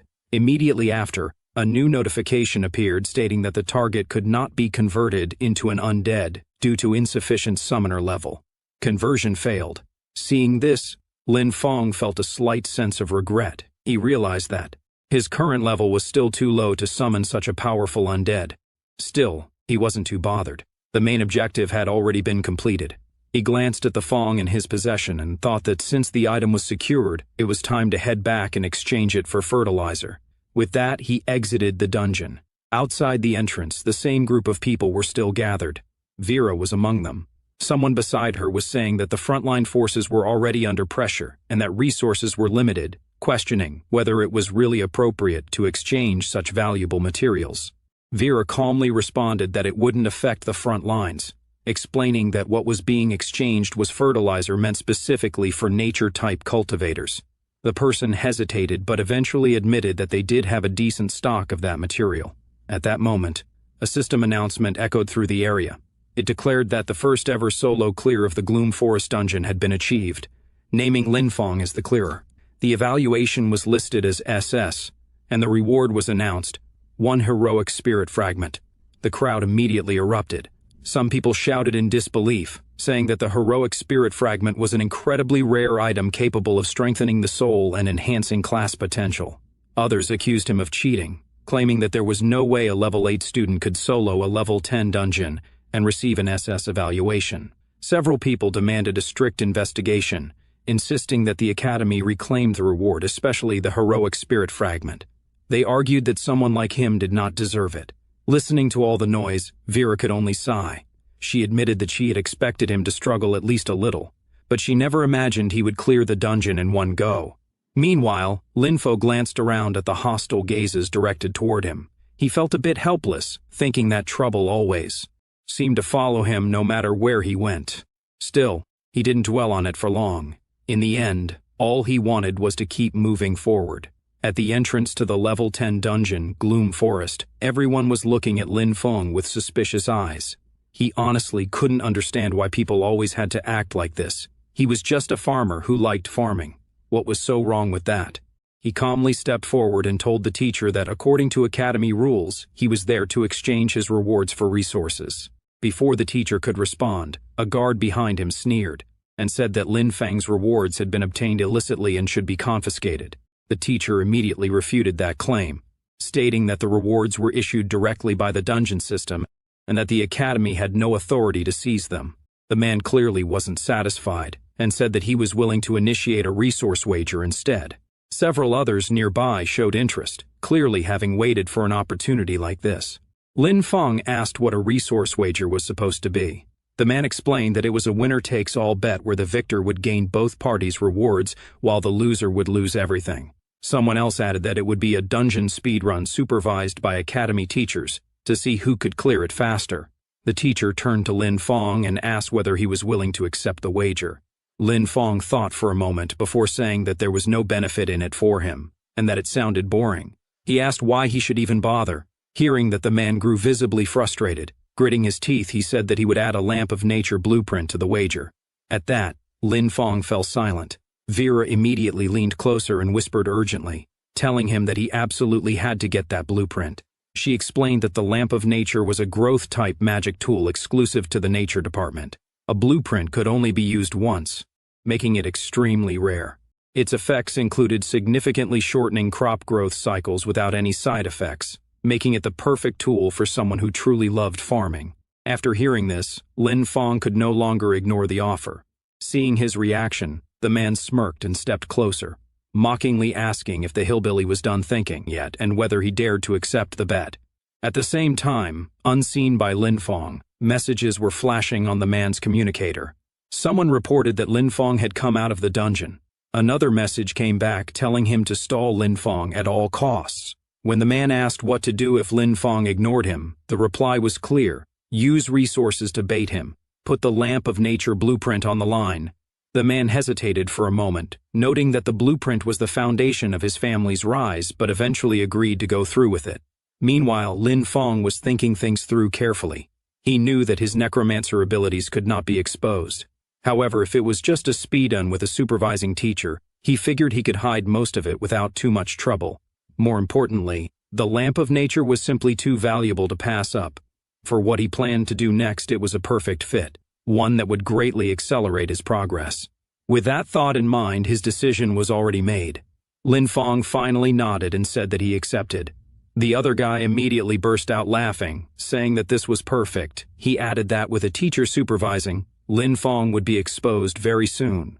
Soon after, they entered the level 10 dungeon, Gloom Forest, through the portal. As they stepped inside, the supervising teacher turned to Lin Fong and asked how he had managed to clear the dungeon earlier. Lin Fong calmly replied that he would simply show his strength. As he spoke, a swirling green aura began spreading from his hands. He then called out for his farmhands to come forth. In the next instant, numerous figures appeared behind him. They were all summons, and the scene was undeniably shocking.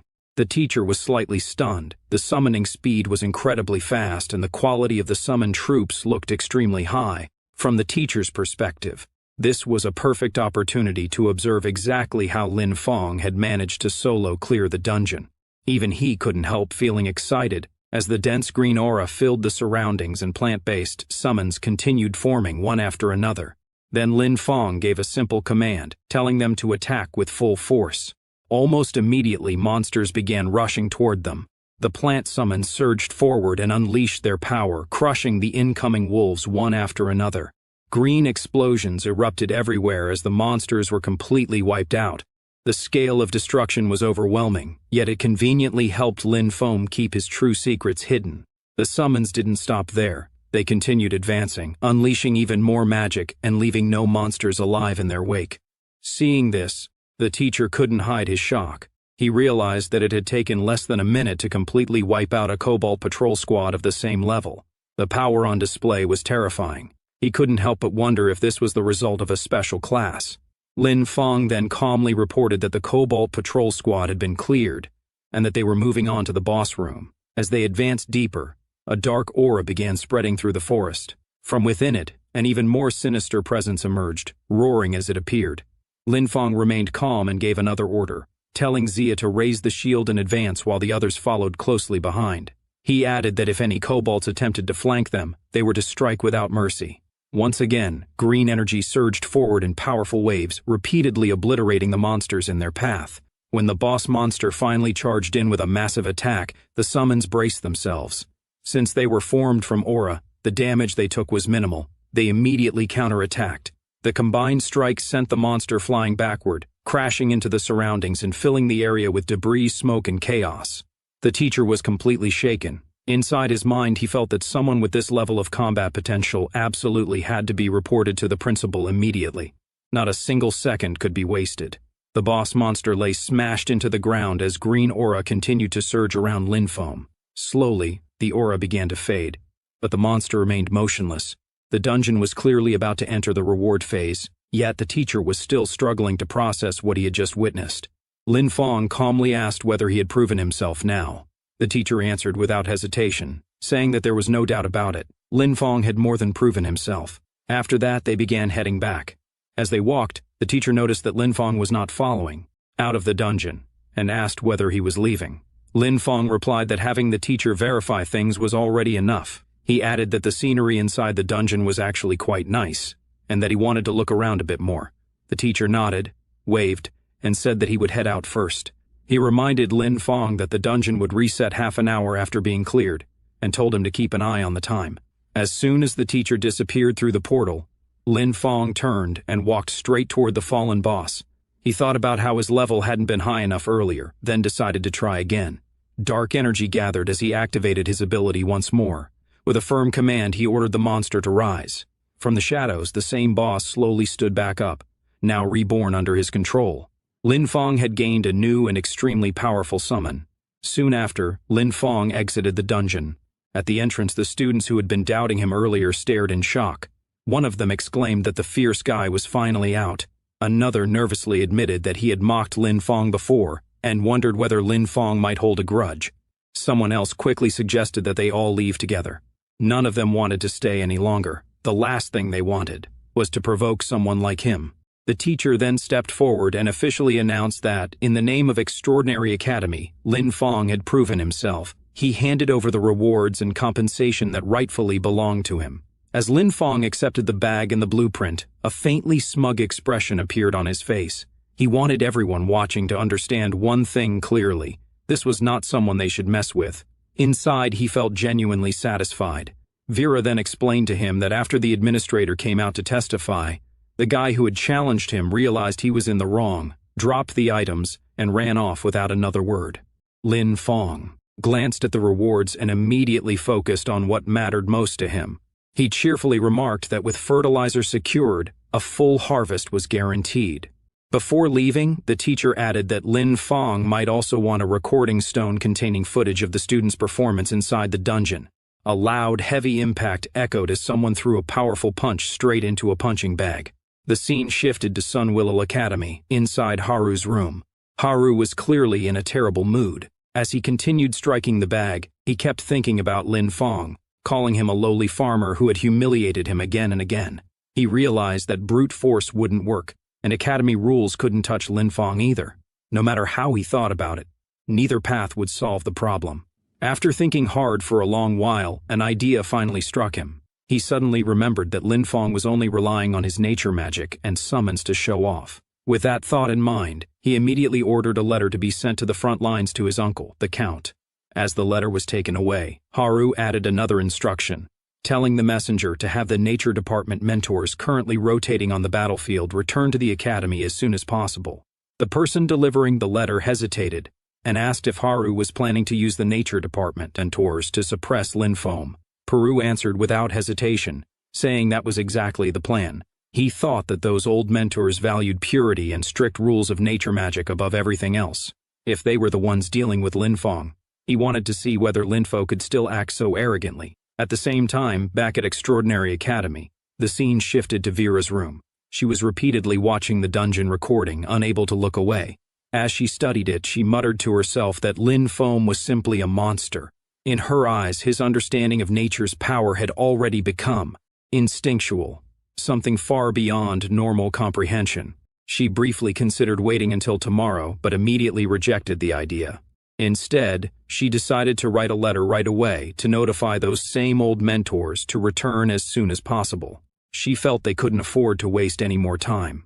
The worst possible outcome would be losing Lin Fong to another faction, and she was determined to keep him on their side. Without hesitation, she sent the letter off, watching as it flew away into the distance. As she looked up at the sky, admiring the drifting clouds, a faint smile appeared on her face. She calmly thought that if those old geezers didn't hurry back, their lifetime achievement honors were about to slip right through their fingers. For several days in a row, Lin Fong lived inside the dungeon.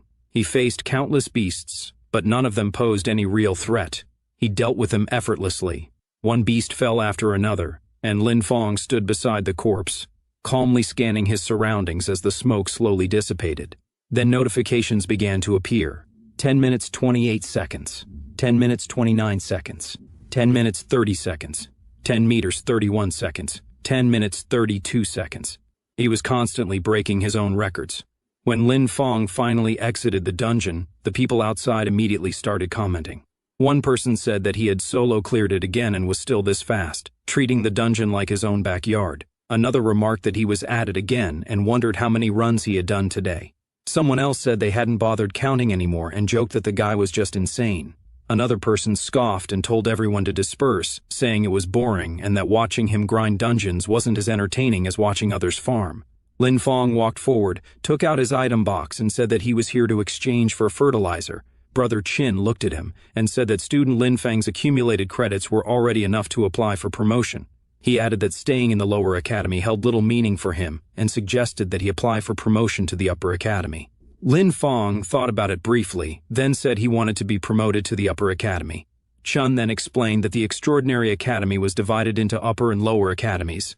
The lower academy focused on cultivating basic talent, like the current Storm Academy, while Sunhye Academy was where elites from all lower academies gathered and was known as the upper academy. He added that after entering Sunhye Academy, the rewards available for exchange, both in quality and variety, far surpassed what the lower academy could offer.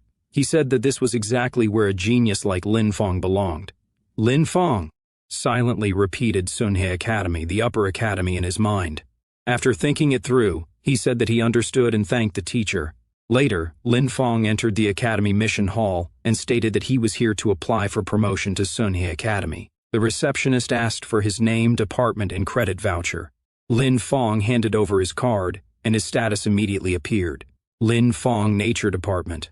Affiliated with Storm Academy, current credits 30,135. Everyone present was stunned. One person muttered that he actually had over 30,000 credits. Another said that if he remembered correctly, Lin Fong was the big shot who had crazily grinded Gloom Forest. Someone else wondered just how many times he must have cleared Gloom Forest to earn that many credits. The receptionist verified the credits and handed Lin Fong his promotion mission scroll. As she passed it to him, she explained that once he completed the task and passed the review, he would officially become a member of Sunhye Academy. Lin Fong asked whether he would be able to exchange for gold-grade supplies after promoting. The lady standing nearby nodded and explained that since he was currently affiliated with Storm Academy, he could only exchange credits for bronze to silver-grade supplies. After promotion, however, he would be able to exchange for gold to platinum-grade rare supplies. Lin Fong thanked her and walked away as everyone continued staring at him. As he left, he mentioned that he was heading to the defensive line area outside the city to look for something. He added that the location was close to the manor, so it shouldn't be difficult, but before that, he needed to pick something up. While walking, a senior stopped him and warned that although the Lamp of Nature was only silver grade, its effects were not inferior to gold grade items at all. He reminded Lin Fong to maintain it properly, and to be extremely careful not to let it be tainted by necrotic energy. Lin Fong assured him that he would, and thanked the senior. Afterward, Lin Fong looked around and continued forward. In his mind, he thought that although the description said the Lamp of Nature could not be tainted by necrotic energy, he couldn't shake the strong urge to try it anyway. He activated the lamp and summoned his necrotic beings, causing the lamp to transform. Lin Fong realized that it had directly changed from a nature-type item into an undead-type one. As he continued experimenting, a massive amount of aura and energy spread outward. He sat there, observing carefully. After some time passed, he felt relieved that the item was sentient. He realized that by using nature-type energy, it could be reverted back into the Lamp of Nature. Otherwise, he would have had no way to explain it. Later, outside the city at Lin Fang's farm, he placed the lamp above the fields. Soon after, crops began to grow at an astonishing rate. Lin Fong couldn't help but think that the power of the Lamp of Nature was truly terrifying. Even on its first use, it produced such results. He thought that the Extraordinary Academy would surely have even more incredible items, and that he needed to complete his Upper Academy promotion mission as quickly as possible. With that in mind, he headed out, leaving his beings busy with their work. A short while later, the words "periphery of the abandoned watchtower" came into view. Lin Fong realized this was the mission location. Since it was a search mission with low visibility, he decided to proceed cautiously. The air felt fresh, and it seemed someone had been here not long ago. As he looked around, he noticed numerous footprints, While examining them, he wondered who would come to a place like this. Suddenly, he sensed something and immediately looked up. Several people were nearby. One urged the others to hurry, saying that the young master had ordered them to take the item before Lin Feng arrived and make his mission fail. Another laughed and claimed that he had found it. A third told him to keep his voice down, warning that the guy named Lin could show up at any moment. The other scoffed and said there was nothing to fear, adding that they would just burn it with fire-type magic if needed. As he spoke, he threw the book away, saying that once the item was destroyed, Lin Feng's mission would fail as well. However, the book flew straight into Lin Feng's hand. Lin Feng calmly said that in that case he should thank them. The group froze in terror, completely unprepared for this outcome. One of them cursed and blamed the other, saying it was all his fault. He even struck him and yelled for him to snatch the item back immediately. Both of them gathered aura in their hands and rushed straight at Lin Feng. Lin Feng instantly responded, gathering green aura of his own. In the blink of an eye, spikes and vines burst from the ground at incredible speed, tightly binding the two attackers.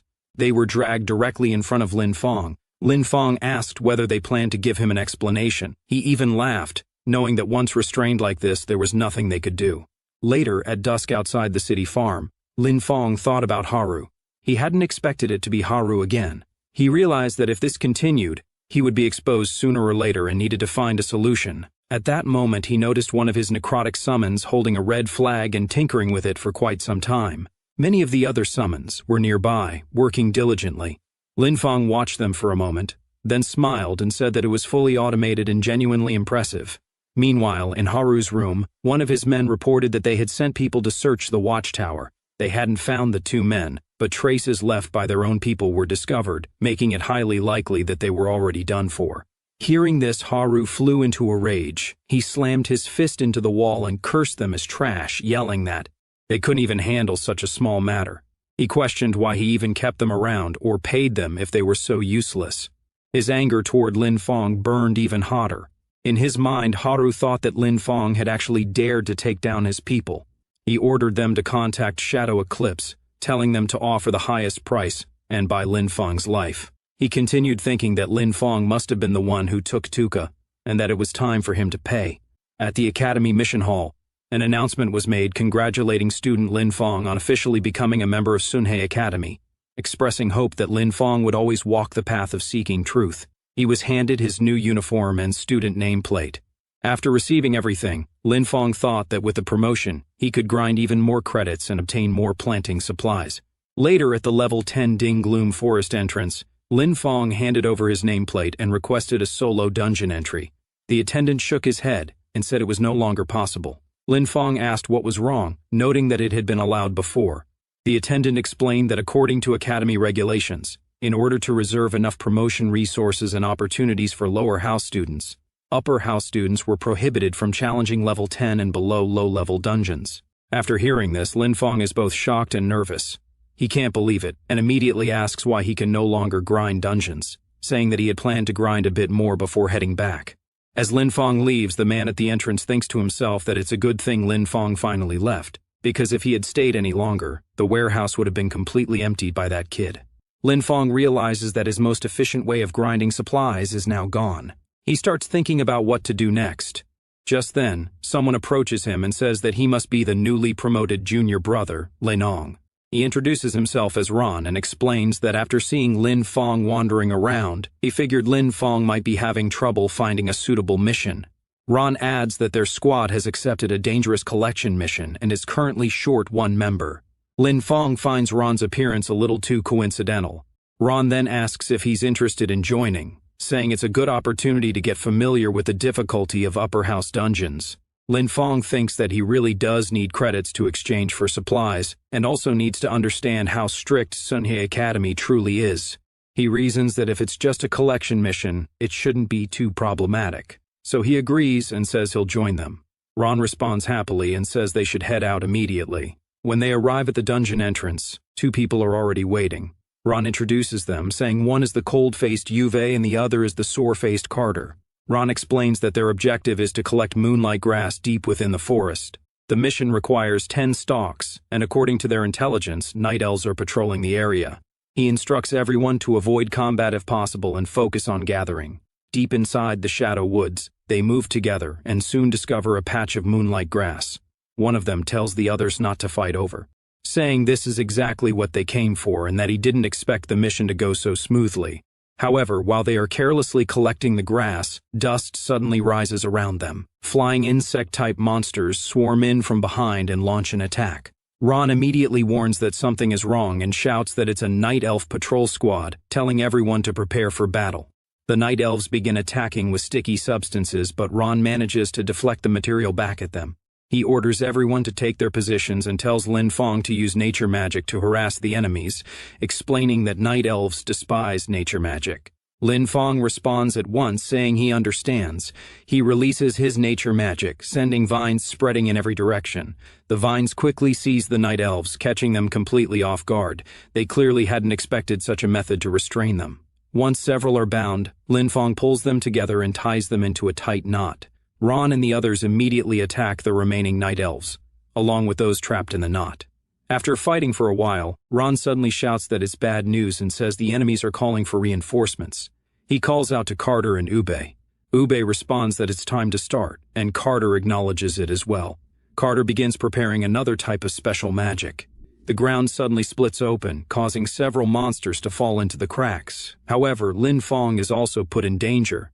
As the ground fractures unpredictably, he loses his footing and nearly falls, barely managing to grab onto a ledge. He calls out in frustration. Ron then apologizes, saying he's very sorry, junior brother Lin Fong. He explains that this is a skill Carter only recently learned and that Carter isn't very proficient yet, which is why it accidentally affected Lin Fong. Seeing Ron's attitude and how the others deliberately place him in danger, Lin Fong asks whether they have any intention of saving him. Ron laughs and says it's not that they won't save him, but that the newly promoted junior brother of the upper house was too headstrong and insisted on challenging elite-level monsters alone. Ron declares that in the end, Lin Fong tragically sacrificed himself, and there was nothing they could do. Lin Fong makes a strange expression and asks whether they aren't worried about being exposed for murdering an academy student. Ron explains that Sunhei Academy student nameplates undergo special processing and are capable of recording powerful magical energy. He says that after Lin Fong dies, they'll take his nameplate and use it to record the elite monster's magic. Uninterested in their rambling, Lin Fong asks one final question, wondering if there is truly no other way for outsiders to know what really happened here.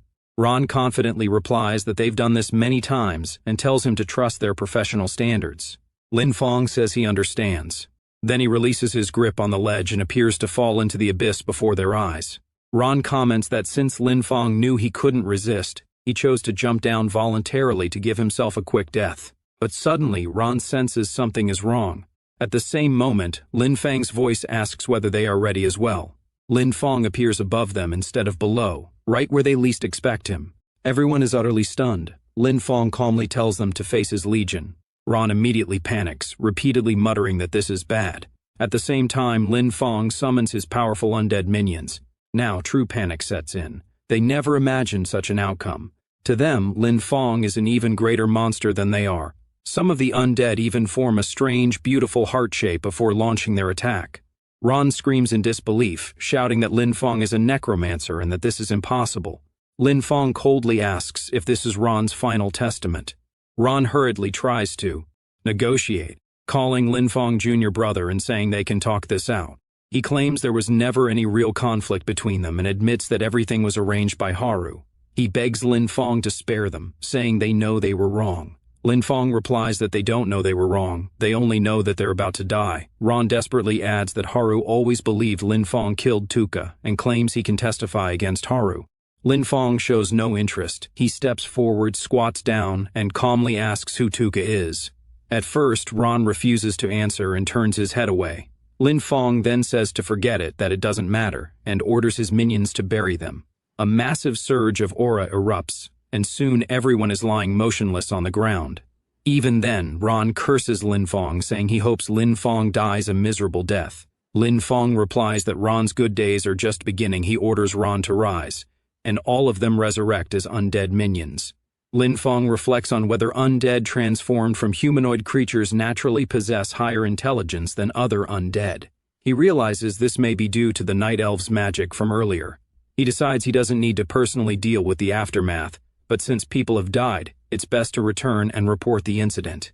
With that, he heads toward the portal to leave. However, something feels wrong. Lin Fong realizes he can't exit.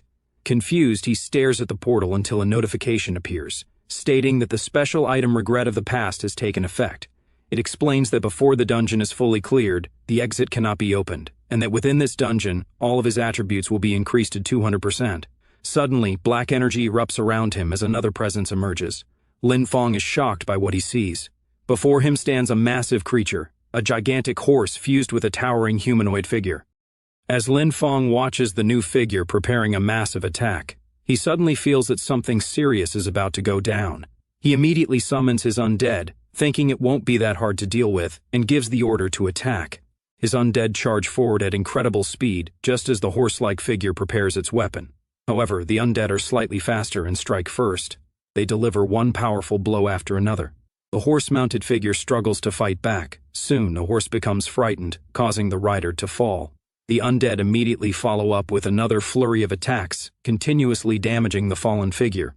Lin Fong casually eats a banana while observing the battle. He thinks that the undead seem to possess more instinct this time and are even capable of coordinating with each other. Still, it feels like something is missing. As the attacks keep raining down, the fallen figure can't believe what's happening. He asks why Lin Fong is able to use the power of death. Lin Fong watches silently at first, then laughs and smiles, saying that he wouldn't understand. Lin Fong then orders them to bury him. The undead intensify their assault, and the enemy finally collapses. Another massive area-wide attack follows. A status window appears showing that the area is clear and progress has reached 50%. Lin Fong comments that it is actually a dual boss system dungeon and realizes he has to continue deeper inside. At the Gloom Forest core area, massive weed-like mushrooms grow everywhere, even wrapping around the trees. Lin Fong enjoys the scenery as he moves forward. But suddenly, he senses something wrong. A huge aura erupts as a hidden area reveals itself. From within it, another figure emerges, surrounded by an overwhelming aura. The figure questions why Lin Fong has set foot in this holy land.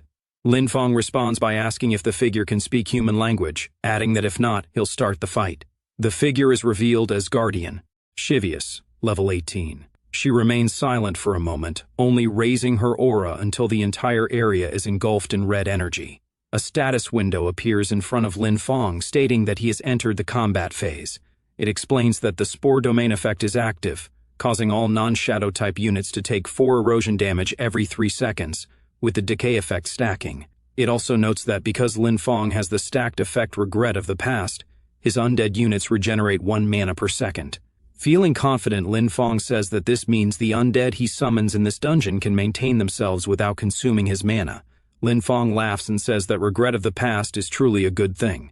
He then summons his undead and orders them to crush everything. Another huge battle breaks out. Later, in a different area, a man thinks to himself that it's fine even if Ron and the others couldn't beat Lin Fong because the real final boss is still waiting. He thinks that although Regret of the Past increases all attributes, its true function is actually to lock the dungeon. With that kind of boss existing, even if all attributes were increased by 200% or even 400%, it would still be impossible to defeat it. Thinking about this, he laughs to himself, feeling delighted as just imagining it brings him joy. Back on Lin Fong's side, a massive explosion has just occurred. Smoke fills the area as one of the undead walks out, dragging the defeated enemy along. Lin Fong calmly eats another banana while watching the enemy being pulled toward him. The enemy is unable to speak, completely shocked and stunned. She finally asks why Lin Fong betrayed them. Lin Fong says nothing. Because of the self-edited control, he doesn't even know if she is talking to him. She then angrily accuses him of destroying her hatchery and vows revenge, but before she can finish, she is knocked unconscious. Another explosion erupts as an overwhelming surge of power spreads out. A status window appears announcing that the Gloom Forest dungeon has been cleared. The clear time is 2 hours and 17 minutes, setting a new record. The evaluation is A, and reward calculation begins. Lin Fong eats yet another banana and thinks that it's not bad at all, feeling that he has grown stronger. Soon, a huge egg-like object appears in front of him. Lin Fong is confused and wonders what it is. A notification then appears identifying it as the embryo of the Chthonic Demon, a mythical-grade item in an inactive state. The description explains that it is a life seed left behind after the fall of an ancient Chthonic demon, requiring specific conditions to hatch. Its current status is dormant, with a strong death aura detected and an affinity of 30%. As Lin Fong examines it closely, he thinks about this black egg hatchery and wonders what it really is. He then uses his storage ring to store it away entirely. After that, an exit opens, allowing him to leave immediately. However, before leaving, Lin Fong looks around one last time at the Lady Demon's body. He thinks that converting a level 18 boss into an undead would consume a lot of power, but once converted, it should be at least on the same level as Xia. With that thought, he gives the command to arise. Soon, the Lady Demon rises and becomes part of his undead legion. She then declares that she is the Death Executioner. After hearing this, Lin Fong is quite shocked. He says that it can actually speak and then asks if it can talk. She responds again, saying she is the Death Executioner. Lin Fong says, yeah, I know that already, and tries to clarify what he means, but she once again repeats that she is the Death Executioner. Lin Fong goes quiet for a moment, completely confused. Then she repeats the same words yet again, saying, I am the Death Executioner. Lin Fong finally gives up and tells her to forget it and stop talking, saying he doesn't want to hear anything else. Later, outside the Gloom Forest. Dungeon entrance. Lin Fong steps out of the portal. Guards and staff members are already gathered there. One of them is extremely shocked and says this is impossible. Another asks how Lin Fong could solo clear Gloom Forest. Someone else adds that this is a dungeon where even a 5-man squad often wipes. Another staff member steps forward and asks Lin Fong why he came out alone and where students Ron, Carter, and Ura are. Lin Fong explains that they encountered a massive night elf attack while gathering moonlight grass and unfortunately got separated. He says he barely managed to escape deeper into the dungeon, accidentally triggered the boss fight, and narrowly survived to clear it and come out. As for the three of them, he says it doesn't bode well. The staff members discuss among themselves and conclude that it does match the magical power characteristics of night elves. One of them clenches his fists in frustration and asks Lin Fong if he encountered any unexpected situations after entering the dungeon. Lin Fong replies that after entering, he gained an effect called regret of the past. The staff member is shocked and immediately asks if Lin Fong has made any enemies recently. Nearby, another person at the dungeon entrance watches in disbelief, thinking that this is impossible and wondering how Lin Fong could solo clear the dungeon boss, something no single person should be able to achieve. Lin Fong notices him from afar and tries to stay out of sight, but his height ends up giving him away anyway. Lin Fong then says that as for enemies, he doesn't really know since he just got promoted to Sunhei Academy. The staff member acknowledges this and says they will investigate the matter carefully and ensure justice for him. Lin Fong bows slightly and thanks the mentor, saying he's counting on them to handle this matter. Meanwhile, the other guy still can't believe what just happened. As Lin Fong turns to leave, he quietly thinks about how he's going to send his undead after the one who tried to take him down. And that's where we wrap up today's video. Don't forget to turn on the notification bell so you won't miss the next story. If you've enjoyed this one and want to see more, leave your comment down below. Also, don't forget to drop a like to support our channel and subscribe to stay up to date everything that comes out. See you next time. Bye-bye. And a big hug to everyone. I'm out. After taking a closer look, Lin Fong thought to himself that the object had been perfectly fine outside the dungeon just moments ago. But now that they were back at the farm, this embryo had suddenly become restless. He recalled Xavier's dying words and wondered if this thing had been placed in the dungeon intentionally to be nurtured. He noticed something even stranger. The embryo could actually be influenced by both of his magical powers simultaneously. Logically speaking, undead magic and nature magic shouldn't be able to coexist. So why was this happening? He wondered if the embryo was like him, capable of housing two opposing types of magic within a single body. But then he reminded himself that he was human. This embryo, on the other hand, clearly looked like something created by the demon clan. He concluded there was only one way to find out. He changed into a fresh set of clothes and headed straight for the principal's office. After he knocked, a voice from inside told him to enter. The man inside noticed him and remarked that student Lin Fong hadn't rested yet, even at this late hour. Lin Fong showed him the embryo, admitting that it was hard to explain and asking the principal to take a look directly. The principal examined it carefully and asked where Lin Fong had found it. Lin Fong explained that it was inside the Shadowwoods dungeon and had dropped after he killed the final boss. At first, he thought it was just a standard drop item, but something felt off. The principal immediately recognized it, declaring there could be no mistake. It was the embryo of a chthonic demon. He realized that the demon clan had actually managed to bypass their detection systems and enter the dungeon directly to cultivate such a thing. Lin Fong repeated the term chthonic demon in surprise, and the principal began to explain. He stated that a chthonic demon is a unit of the demon clan that uses humans as food. By preying on humans, they gain immense strength, and some can even cross space itself. He continued, noting that conventionally, only a Type 4 Bloodcaven Lord is capable of this. These chthonic demons, having gained the power to cross space, use dungeon mechanics to plant seeds or embryos. They rely on the battles, deaths, and magical fluctuations of adventurers as nutrients to incubate silently. Once the embryo matures, it breaks through the dungeon and descends into reality. The principal added that this particular embryo had only just entered its growth phase. If it had remained inside, the dungeon absorbing nutrients, it would have hatched within half a year at most. After hatching, it would have become an extremely high-level chthonic demon. If it had caused chaos within the academy, the consequences would have been unimaginable. However, the principal admitted that what puzzled him most was that this kind of embryo usually hides extremely deep and won't reveal itself unless there is a similar aura nearby. He then asked Lin Fong if he understood the implication. Lin Fong caught the drift immediately and began to panic. However, the principal told him to relax, assuring him he was only teasing. He explained that Lin Fong had done a great service by handing over the embryo. Both logically and emotionally, the principal had no intention of doing anything to him. He added that everyone has secrets, and the academy respects that, as long as Lin Fong does not harm the school or trample on the moral bottom line of humanity. The academy was willing to give geniuses the space they needed to grow. The principal then said he required only one promise. No matter what power Lin Fong possessed, he must remember that he is a student of Sunhei Academy and a member of the human faction. Lin Fong bowed slightly, promising to keep that in mind. The principal patted him on the shoulder, saying, "Good job." After that, he produced an item and explained that it was a territory banner. It was both a reward for handing over the embryo and an investment in Lin Fong's potential. He explained that once planted, Lin Fong could unfold a primary territory barrier with a radius of 500 meters, which could even achieve a certain degree of terrain modification. Lin Fong became visibly cheerful upon seeing this. He remarked that such rich powers of law were exactly what his farm needed.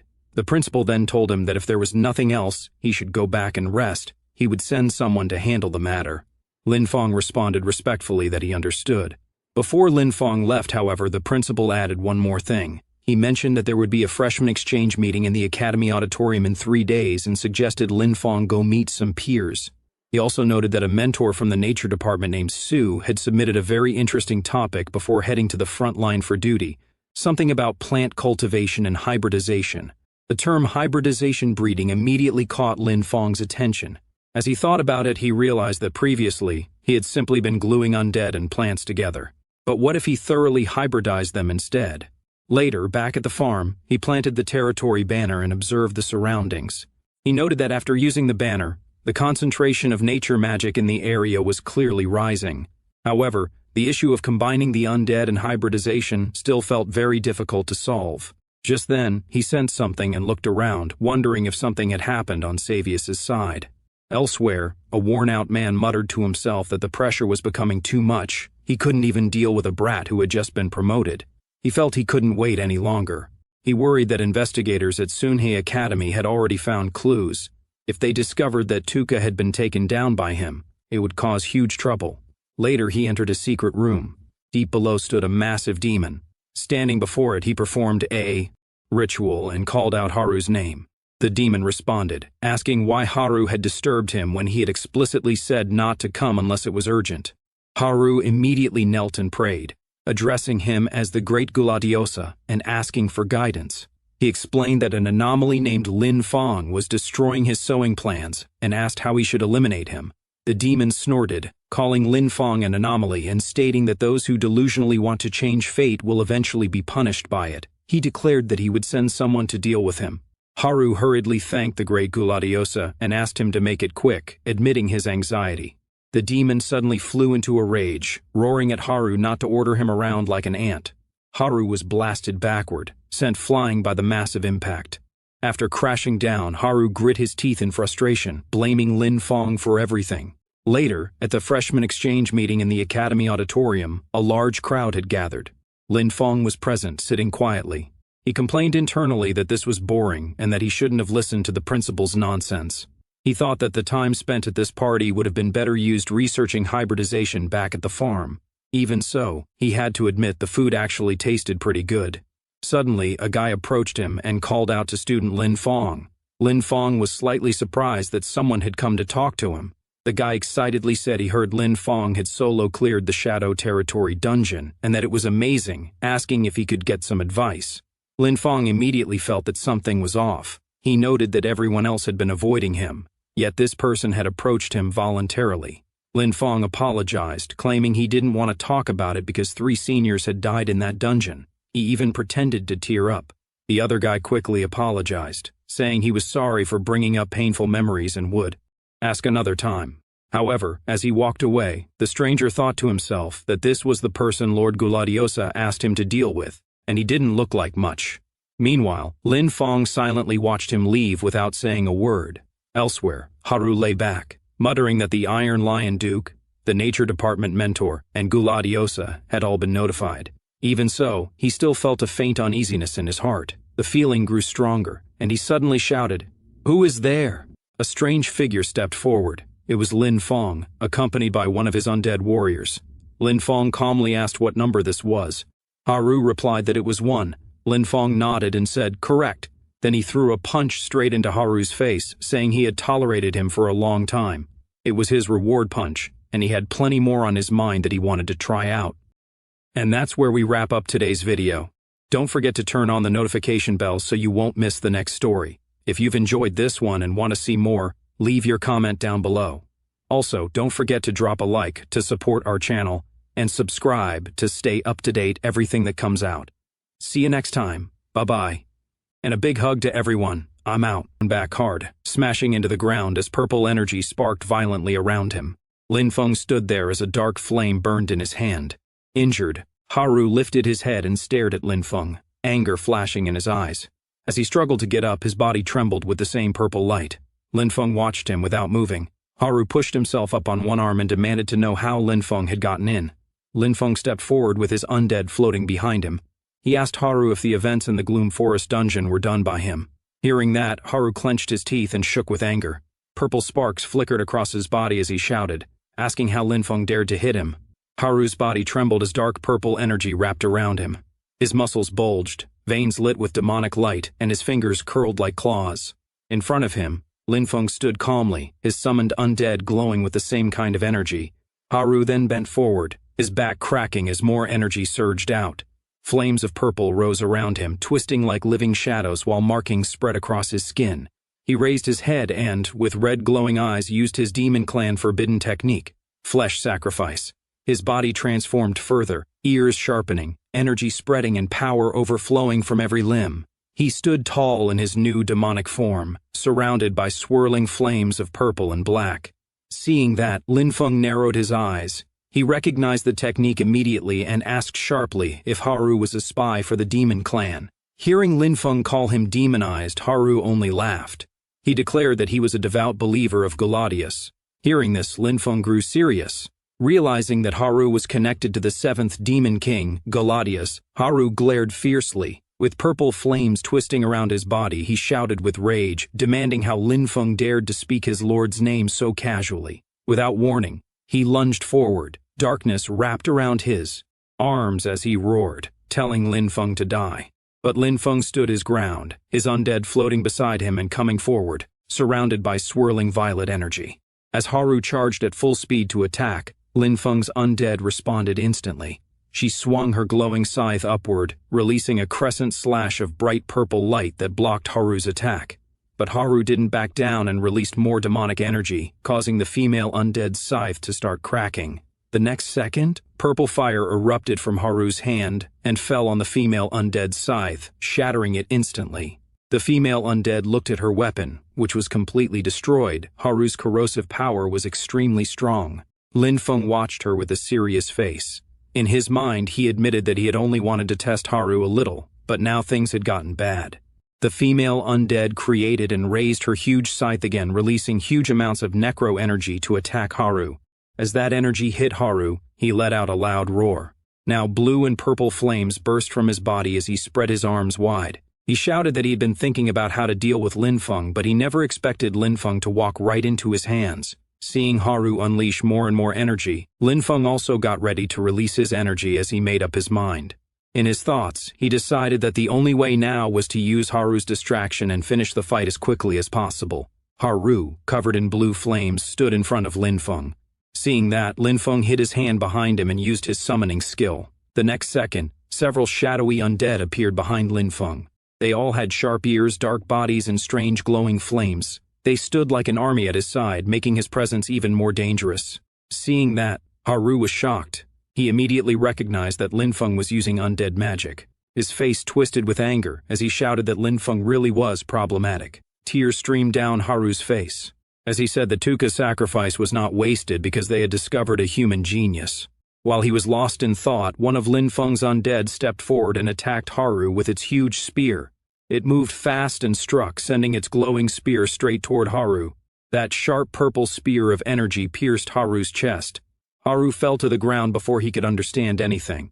His body was bruised, but his eyes still burned fiercely. From the shadows ahead, Linfeng's cold voice questioned him if he was the one who killed Tuka. Haru clenched his teeth. Dark energy wrapped around his limbs as he placed a hand on his chest. His voice trembled with ritualistic intensity as he began chanting that with blood as the guide and the soul as the bridge, he welcomed the master's will to descend upon his body. Immediately, black veins pulsed across Haru's skin and his eyes glowed red. A violent surge of purple fire burst outward and a magic circle lit up beneath him, filling the room with swirling patterns. Haru told Linfeng to tremble and welcome the descent of the Demon King. He announced his name, Galadius. As he said that, a towering figure of shadow and horns appeared above him, surrounded by floating spheres and blazing violet flames. Haru knelt before him.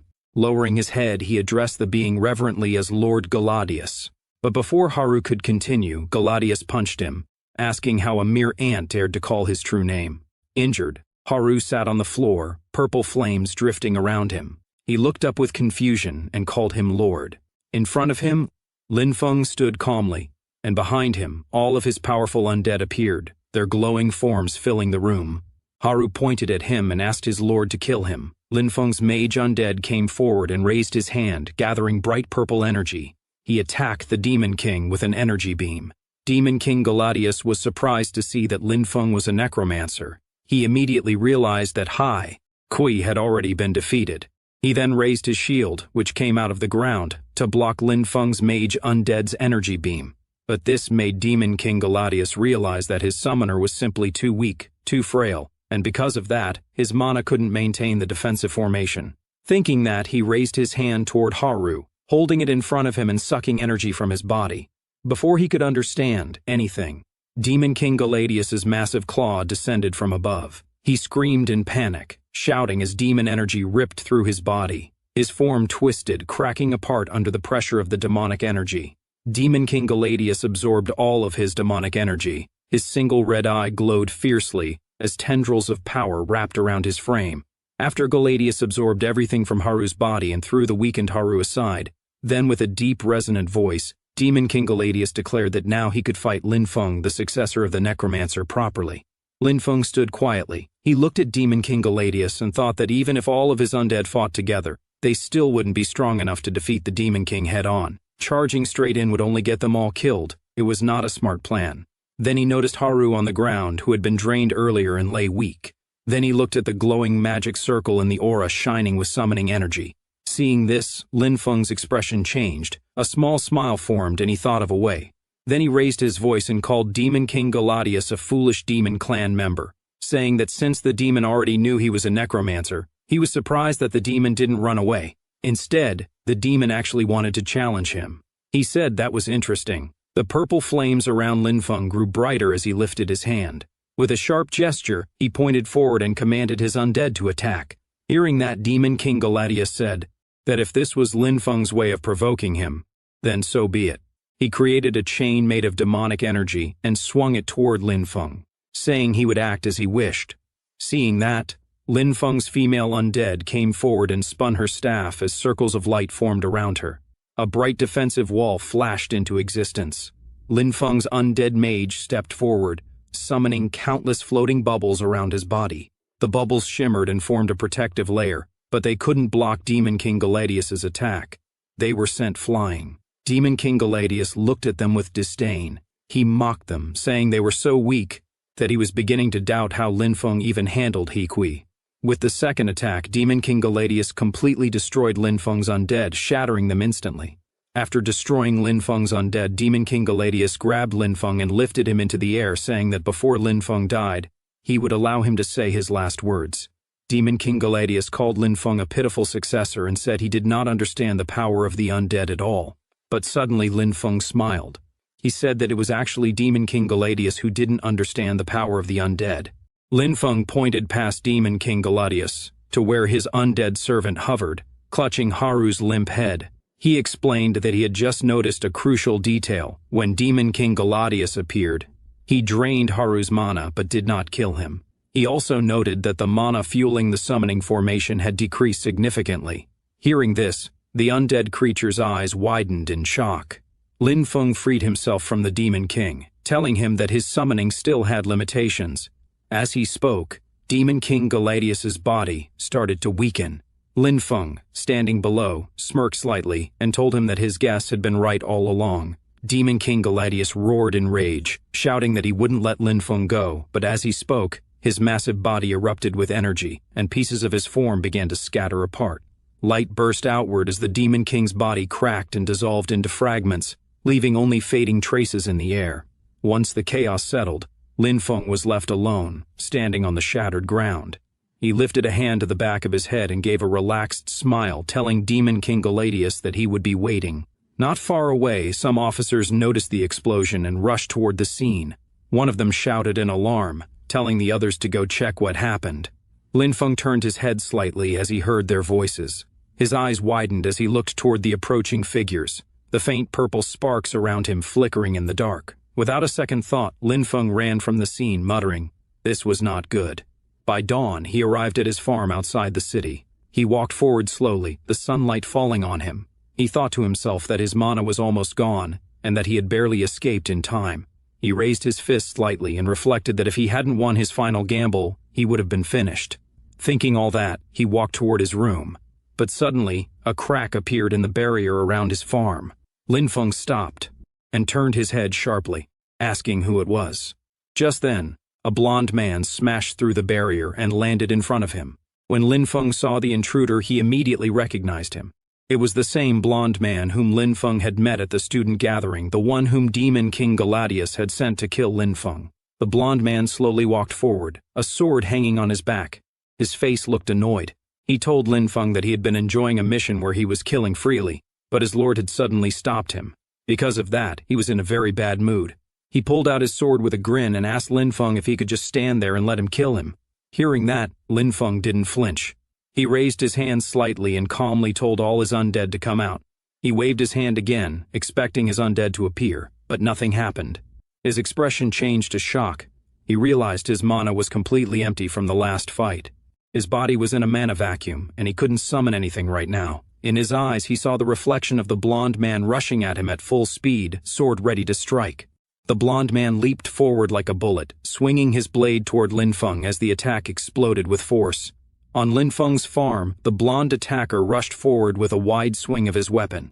Lin Feng jumped back to avoid the strike. Lin Feng narrowed his eyes. He remembered something important. He thought about how the lamp of nature could make the undead stronger. He remembered that last time, his warrior undead was holding the lamp of nature in its hand. Surrounded by bright energy, Lin Feng's expression changed. He realized that if he could get the lamp of nature, he might still have a chance to turn the fight around. But he also knew time was almost gone. He ran forward quickly, but everything was happening too fast. As he ran away, suddenly his farm's powerful green earth spirit appeared, glowing brightly in the air. Its voice shouted, telling Lin Feng to fall back. The blond man swung his weapon down with full force. Lin Feng quickly moved back, the strike cutting through the air where he had just been. The blond attacker didn't stop. He swung again, creating a bright arc of light as he slashed forward. Lin Feng stepped back fast, the blow hitting the ground instead. Both of them stood facing each other under the orange sunset. The blond man held his blade ready while Lin Feng kept his stance light, watching carefully. But the next second, the ground behind Lin Feng cracked. A huge tree root rose up from beneath the earth, glowing in the sunset. The blond man's eyes widened as he jumped backward. Then a massive tree root covered in green energy rose from the broken ground. The blond man turned toward it, shocked as green light swirled around the giant body. The huge tree root attacked, smashing down on the ground and sending rocks flying everywhere. The impact threw the blond-haired man backward as he tried to protect himself from the debris. More tree roots rose from the cracked earth. One of them slammed downward at the blond man while others wrapped around Lin Feng. Lin Feng was shocked as the glowing tree roots lifted him into the air. Shock filled his face as he wondered what was happening. Those tree roots formed a barrier around Lin Feng. A thick wall of tree roots was created in front of the blond man. The blond man glared at the tree root wall and said coldly that this was just a cheap trick. Bright energy gathered around his sword as he swung it and activated mana infusion. The blond man then swung his blade, flames curling around him. A bright slash cut through the air as he used his dazzling swordsmanship technique. He stepped forward and stabbed at the giant tree root in front of him. Pieces of rock and bark cracked off as the blade hit. His sword cut through those tree roots like butter as he dragged his sword down in a long fiery arc. His face stayed calm and focused. As he looked to the other side, he saw Lin Feng running away as fast as he could. His shadow stretched under the orange sunset while the blond man watched him go. Watching Lin Feng run like this, the blond man remembered something from their past in a dark hall filled with tall stone pillars. A man in black was running at that time. From behind, this blond man was also chasing him. His expression was sharp and determined as he sprinted forward, gripping the sword on his back, ready for the chase. But before he could catch up, a towering, shadowy figure appeared behind the blond man. It was Demon King Galadius. His voice echoed, telling the blond man to abort the mission and stop chasing. The blond man looked up sharply. He argued that the noble they were chasing was part of their plan, and if he didn't kill him now, the enforcement team would arrive, and he would be the one in danger. But Demon King Galadius glared down at him and asked if he was questioning his decision. The pressure of Demon King Galadius hit the blond man instantly. The blond man was thrown back and crashed to the ground inside the stone hall. Struggling to rise, he pressed his hand to the floor, but suddenly blue energy started glowing around his whole body. Demon King Galadius told him to follow his mark, saying it would lead him forward to find the noble and kill him. Just as Demon King Galadius said that, a glowing emblem appeared. It was a circular crest with a coiled dragon in its center, the Galadius mark. The blond man knelt down, holding the Galadius mark in his hand. He lowered his head and said softly that he would follow his lord's order. Now in the present, remembering the mark, the blond man took it out and walked toward the tree root wall formed in front of him. Again, golden flames started rising from his palm as he looked at the plant wall in front, asking if these plants were from that farm before. He hit the plant wall with the golden flames in his hand. A huge explosion followed, shaking the ground and scattering debris everywhere. Through the flames, he walked to the other side of the plant wall. Realizing how it worked, fire wrapped around him as he stepped forward. His eyes were sharp. He pointed at Lin Feng and called him a traitor. He rushed forward again, fire rising from his hands as he shouted that trying to run wouldn't be that easy. Lin Feng sprinted across the ground as fast as he could. From behind, the blond man chased him with heavy, powerful steps, closing the distance with every stride. But as he got closer to Lin Feng, tree vines attacked him from all directions. The blond man leapt into the air. His body spun and twisted, dodging all those tree vines.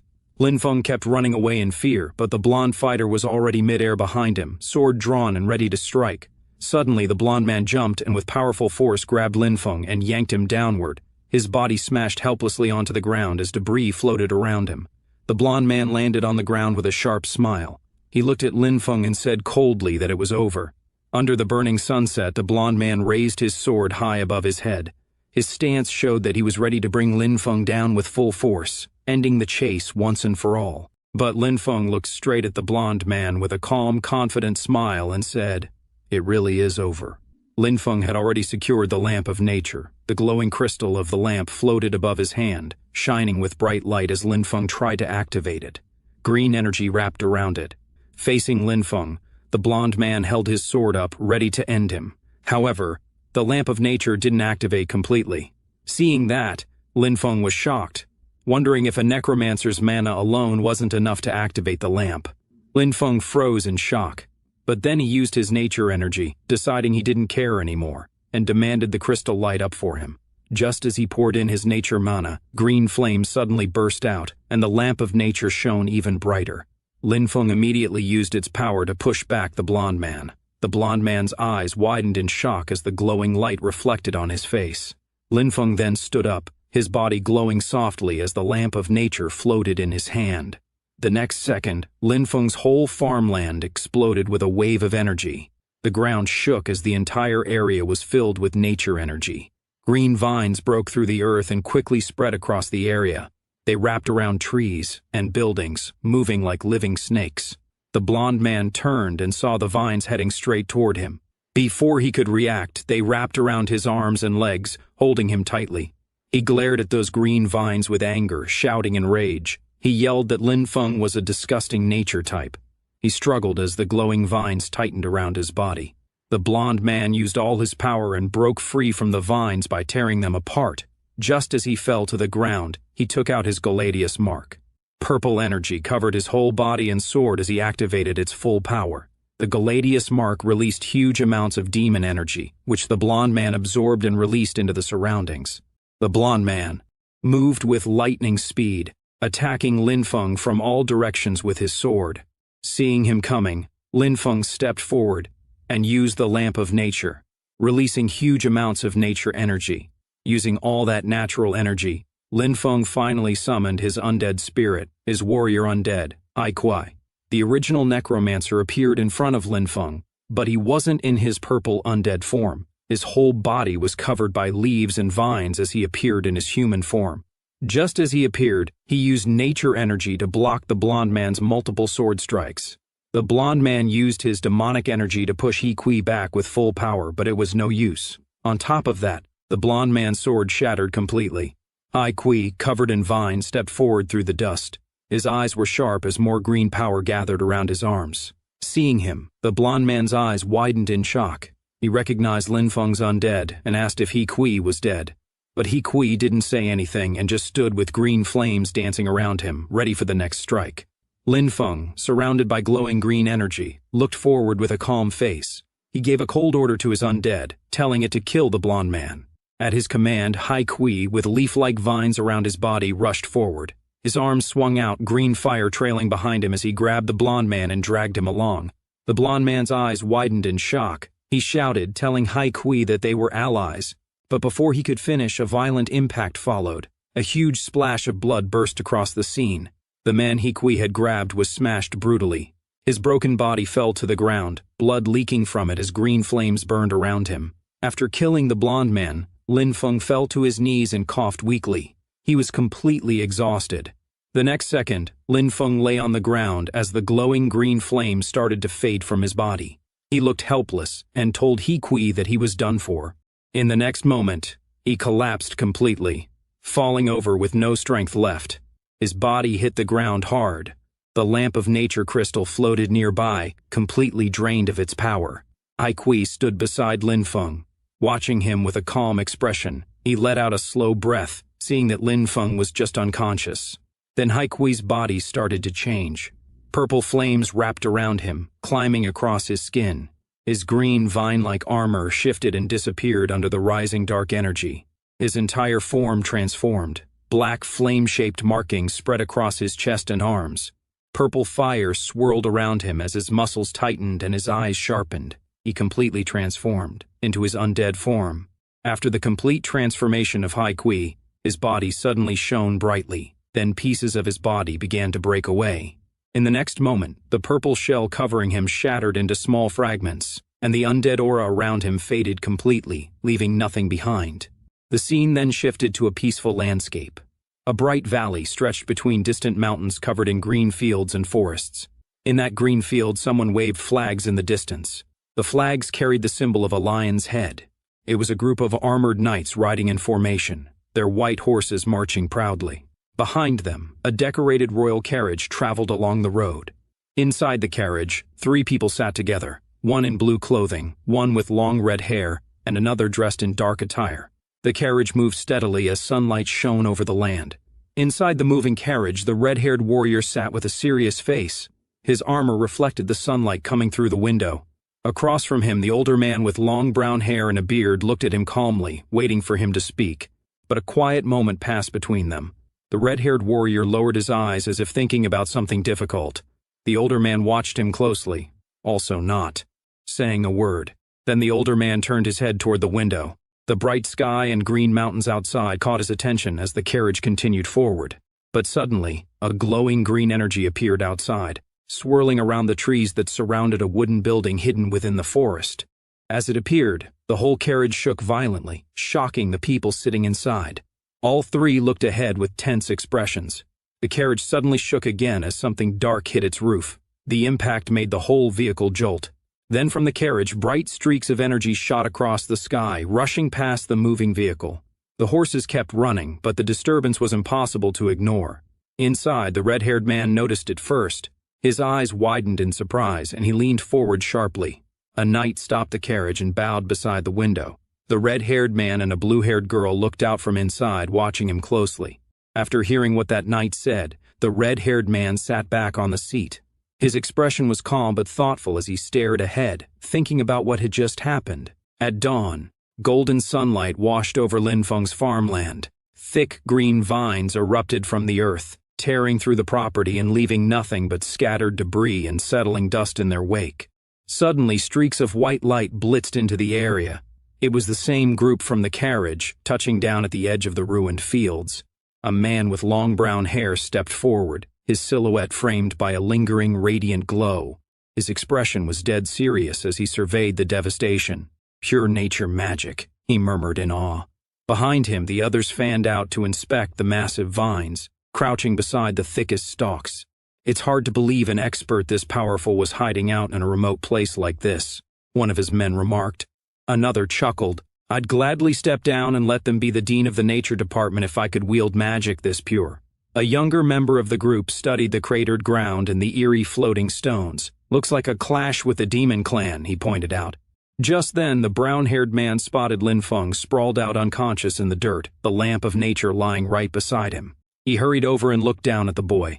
Recognizing the artifact instantly, the man's eyes widened in realization. He must have suffered backlash from forcefully activating the lamp of nature, he concluded. Glowing green energy flared around his hands as he dropped to one knee beside the unconscious Linfeng. Pressing both palms to Linfeng's chest, he channeled soft, stabilizing nature magic into the boy's body. Meanwhile, deep within Linfeng's consciousness, everything was shifting. He found himself floating in a brilliant blue void, awash in swirls of purple and blue energy. Chains of sheer power wrapped tightly around him. He looked around in shock, wondering to himself, "Is this place inside my own body?" The energy drifted gently around him, radiating a warm, calm, and welcoming sensation. He instinctively knew this power belonged to him. Looking around, he watched purple flames dance along his arms. "This must be my own power," he whispered. He reached out, and as his fingers brushed the drifting aura, purple energy coiled playfully around them. Soon, he was completely enveloped in those same purple and pink flames. His eyes sharpened as he analyzed the aura. "Is this necromancer power?" he wondered aloud. Without warning, the swirling force violently exploded outward, sending him tumbling head over heels through the kaleidoscope of light and color. The flames twisted violently around him. Gritting his teeth, he finally managed to steady himself. "What's going on?" he asked, his face pale with confusion. More purple flames whipped around him, binding his torso and arms tightly. Panic set in as a chilling realization hit him. The necromancer power wasn't under his control at all.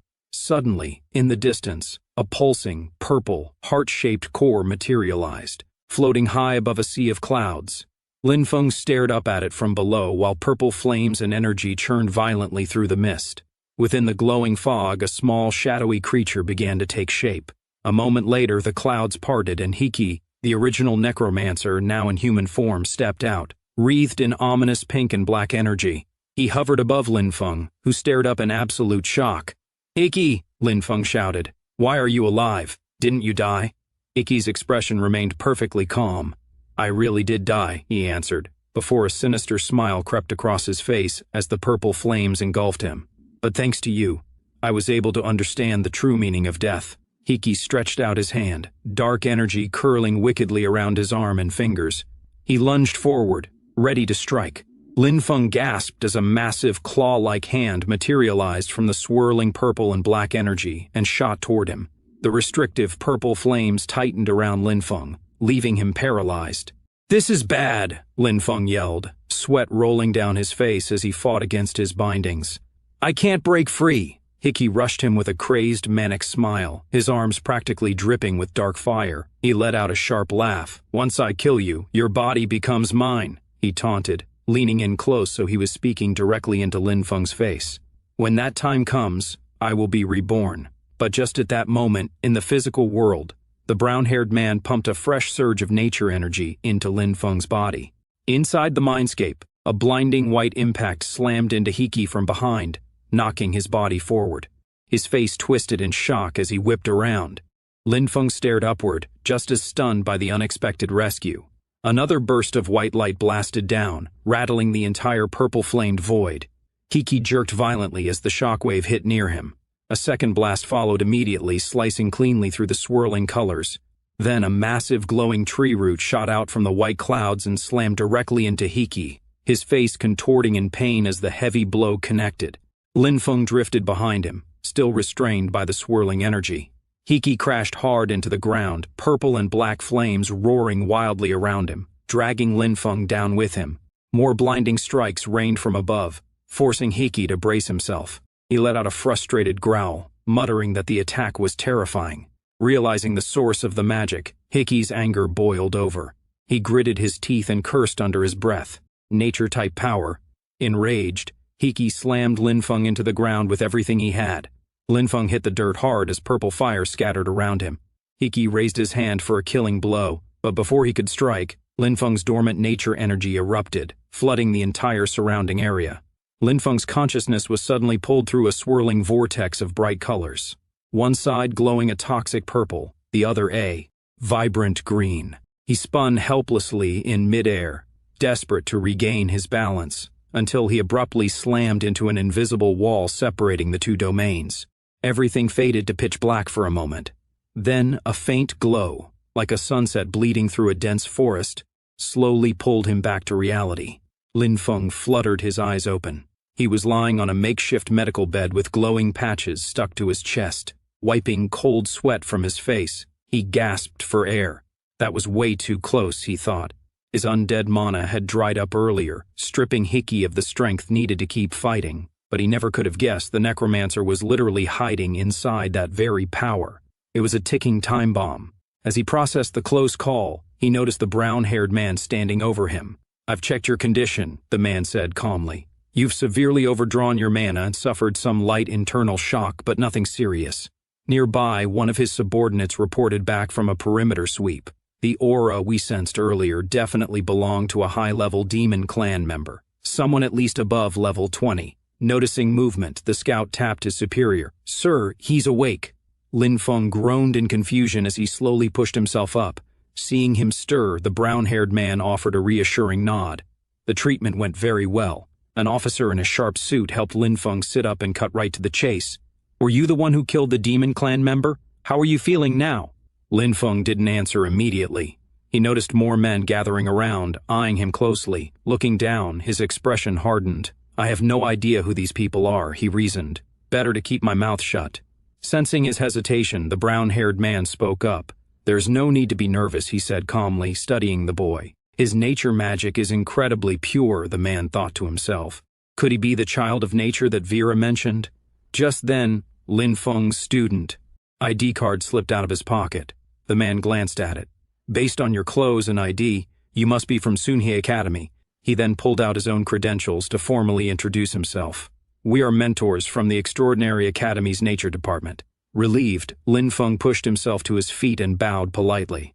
"I'm Lin Feng from Sunhye Academy. It's an honor to meet you, mentors." Just then, another group arrived on the scene. A man with flowing red hair approached, flanked by a squad of heavily armored soldiers. They all fell silent, taking in the absolute destruction of the farm. Stepping forward, the red-haired man locked eyes with the brown-haired leader and instantly recognized him. "Master Seymour? What happened here?" he asked. Master Seymour calmly explained the situation. There was a demon clan invasion. Fortunately, the demon was defeated, thanks to Lin Feng here, from Sunhye Academy. The red-haired man blinked in surprise, a drop of nervous sweat rolling down his cheek. He walked over to Lin Feng and clapped a heavy hand on the boy's shoulder. "It seems true heroes really do arise from the youth," he said with a proud smile. But as he glanced past the boy to look at something off to the side, his expression completely dropped. His eyes widened in absolute shock. The red-haired man stared at the scattered rocks, and that blond man's sword on the ground. His eyes widened as he recognized who the killer was. Master Seymour gently placed a hand on his shoulder and asked what was wrong. The red-haired man lowered his head slightly. Seymour called him Lord Count and asked again if he had discovered something. After a moment of silence, the red-haired man finally spoke. He said he was thinking about how hard they had fought on the front lines to resist the Demon Clan. Yet, even with all their effort, a Demon Clan member had still managed to sneak into the rear. He said it was truly shameful. Master Seymour looked at him calmly and said that the matter had already been resolved and they should return to the academy. But before leaving, Seymour looked back and told one of his men, Yolan, to bring Lin Feng along as well. They needed the principal to give an explanation. Inside the principal's office, the room glowed with warm sunset light. As Lin Feng, Master Seymour, and the principal faced each other, the principal sat behind his desk and said he already knew about the incident. He explained that the school would strengthen its management and that 3 more patrol teams would be added. Before he could finish speaking, Master Seymour suddenly grabbed him by the collar. Master Seymour pulled him close and shouted angrily. He said, "People only panic when death is already at their door, just like looking for a toilet only after making a mess." His anger turned into an outburst as he shook the principal, yelling about what use a principal like him even had. Lin Feng quietly placed a hand over his face, looking embarrassed while watching the scene. Master Seymour pulled the principal closer and glared at him. The principal, feeling embarrassed, whispered that a student was still in the room and begged him to give him some face. Master Seymour threw the principal onto the chair behind him and continued speaking. He said that while the principal admired wolf culture and didn't mind students acting wild, a student killing a member of the Demon Clan was actually a good thing. He insisted that this matter couldn't be brushed aside with just one sentence. The principal then turned to Lin Feng. He said Lin Feng had single-handedly killed a Demon Clan member and stopped their possible sabotage plans. Calling Lin Feng's achievements significant, he revealed a reward from the academy, a heroic spirit fragment. He held the glowing shard in his hand before passing it to Lin Feng. Lin Feng took the fragment and looked at it quietly. He asked what the use of the item was. The principal explained that the heroic spirit fragment was the leftover will of an ancient hero. He said it looked like Lin Feng had already found one fragment in a dungeon before. The principal continued, saying that when 2 fragments came from the same hero, they would be drawn to each other and merge. When that happened, a heroic spirit projection could awaken and fight as the user's partner. He added one more important detail. This heroic spirit projection had no restrictions. Hearing that, Lin Feng said that in that case, if he ever ran out of mana again, he would still have the strength to fight. He then pulled out the fragment he already had. Holding both pieces together, the 2 fragments began merging in his hands. A bright glow formed as the fragments fused. In the next moment, a green aura burst out and a long spear appeared, held by a heroic spirit projection standing before him. The green energy continued to swirl as the heroic spirit slowly took shape. Half of his face appeared first, calm and sharp, decorated with tribal markings and a glowing red gem on his forehead. Moments later, the full figure materialized, tall, muscular, and carrying a long, decorated spear. He wore ancient warrior clothing with a green robe draped across his body, and a red pendant hung around his neck. His presence felt powerful and dignified. A burst of light flashed under his foot as he knelt. The warrior lowered himself onto one knee before Lin Feng, placing a hand on his chest. He introduced himself respectfully, saying he was General Guan Yu, and greeted his summoner. The principal stared in shock. Unable to hide his surprise, he quickly grabbed a book and flipped through the pages, trying to figure out who this powerful spirit was. The principal stared at the open book in his hand, confusion written across his face. He wondered aloud why this heroic spirit didn't appear in any historical records. The summoned warrior stood with a hand on his chest, his posture calm and respectful. Across from him, Lin Feng watched quietly, saying nothing. He then raised his hand and the spirit turned into dark, shadowy energy and began to retreat at his command. After that, Lin Feng turned to the principal and Master Seymour. He bowed politely as both of them observed him with serious expressions. He then stepped through the doorway, leaving the principal's office and returning to his room. Just as he left, Master Seymour leaned toward the principal and spoke urgently. He said they had to take Lin Feng with them. He continued, explaining that the purity of Lin Feng's natural mana was something he had witnessed only once before in his life. He believed that with even a little cultivation, Lin Feng would surely achieve greatness in the future. But the principal calmly told Master Seymour to let Lin Feng decide for himself. Outside, Lin Feng closed his eyes and slowly shook his head. Remembering his fight with that demon worshipper, he quietly thought to himself that he was still too weak. He admitted that, when facing truly strong enemies, his methods were too few, and his endurance was still lacking. His gaze hardened. He knew he had to increase his strength as soon as possible. Otherwise, even farming in peace would be impossible. He walked through the academy grounds, thinking back to the mission hall. If he remembered correctly, many of the rewards there included skill scrolls. Soon he arrived at the academy mission hall. Rows of blue mission screens floated in the air before him. He read through the rules. Mission rewards were divided into 4 tiers, A, B, C, and D. He decided that at his current level, the rewards from C rank and D rank missions were far too low. His attention shifted to the higher tier missions. The first mission involved clearing a demonized wolf pack in Eagle Rise Canyon, labeled as a B+ threat. The reward was a choice of 1 B-grade nature or elemental skill scroll, but it required a 5-person team with an average level of at least 15. Another mission listed the exploration of the ancient Mage Tower ruins below the 3rd floor with an A-level threat. The reward was 3 synthesizable fragments of an A-grade skill scroll.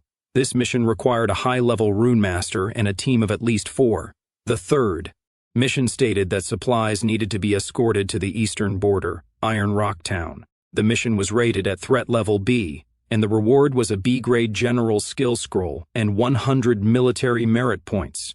It also required a team of at least 2 people who had survival skills and fire-type combat abilities.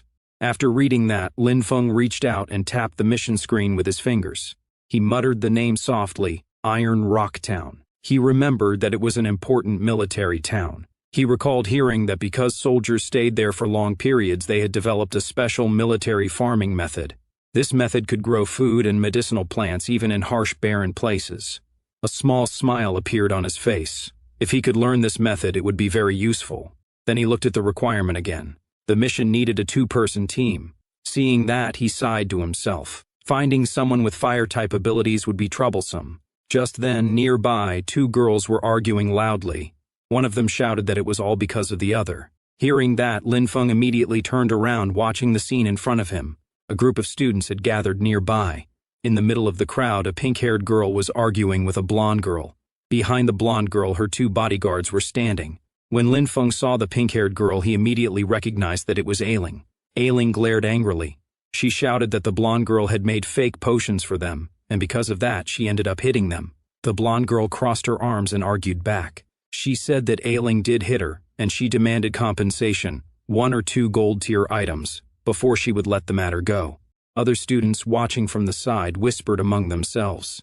They called this group a gang and said this was already the 3rd time this month. They wondered why new students kept falling for the same trick. They explained that the group often scammed newcomers with fake potions. Ailing stomped forward and yelled again, this time demanding that her demon bear, Gaul, be returned. The blonde girl stood with her bodyguards and told Ailing that she had already used the strengthening potion. Once someone drank it, she said, it was gone. Hearing that, Ailing stepped forward angrily. Her hand reached back and she pulled out 2 black blades with a sharp motion. She crossed the blades in front of her, her eyes full of anger. Her stance showed she was ready to fight. The blonde girl didn't back down. She raised her voice and shouted to everyone around them. She asked if Ailing wanted to fight and told the crowd to look. Someone was being unreasonable and hitting people. A few steps away, Lin Feng watched them silently. He didn't say anything, only observed the scene with a calm expression. He turned slightly, noticing the commotion growing louder. The blonde girl pointed at Ailing and told the crowd that this woman had asked her to make a strengthening potion, but after drinking it, she refused to admit that she owed anything. The blonde girl shouted again, saying that Ailing even accused her of stealing the materials. Her face turned serious and angry as she spoke. Just then, Lin Feng stepped forward and told the blonde girl that she did embezzle the materials. The blonde girl was shocked and turned to look at who it was. Lin Feng simply looked back at her without changing his expression. Seeing Lin Feng's clothes, the blonde girl realized that he was someone from Sunhei Academy. She pointed at him, complaining loudly. She said he could eat whatever he wanted, but he couldn't say whatever he wanted. She claimed she worked very hard and didn't deserve false accusations. Ailing just stood there listening to the argument. Hearing the blonde girl, Lin Feng activated his natural energy. A green flame suddenly appeared in his hand. The blonde girl flinched and covered her ears, thinking she was about to be attacked, but Lin Feng simply held the green flame close to her. She slowly opened her eyes and checked herself. There was no injury.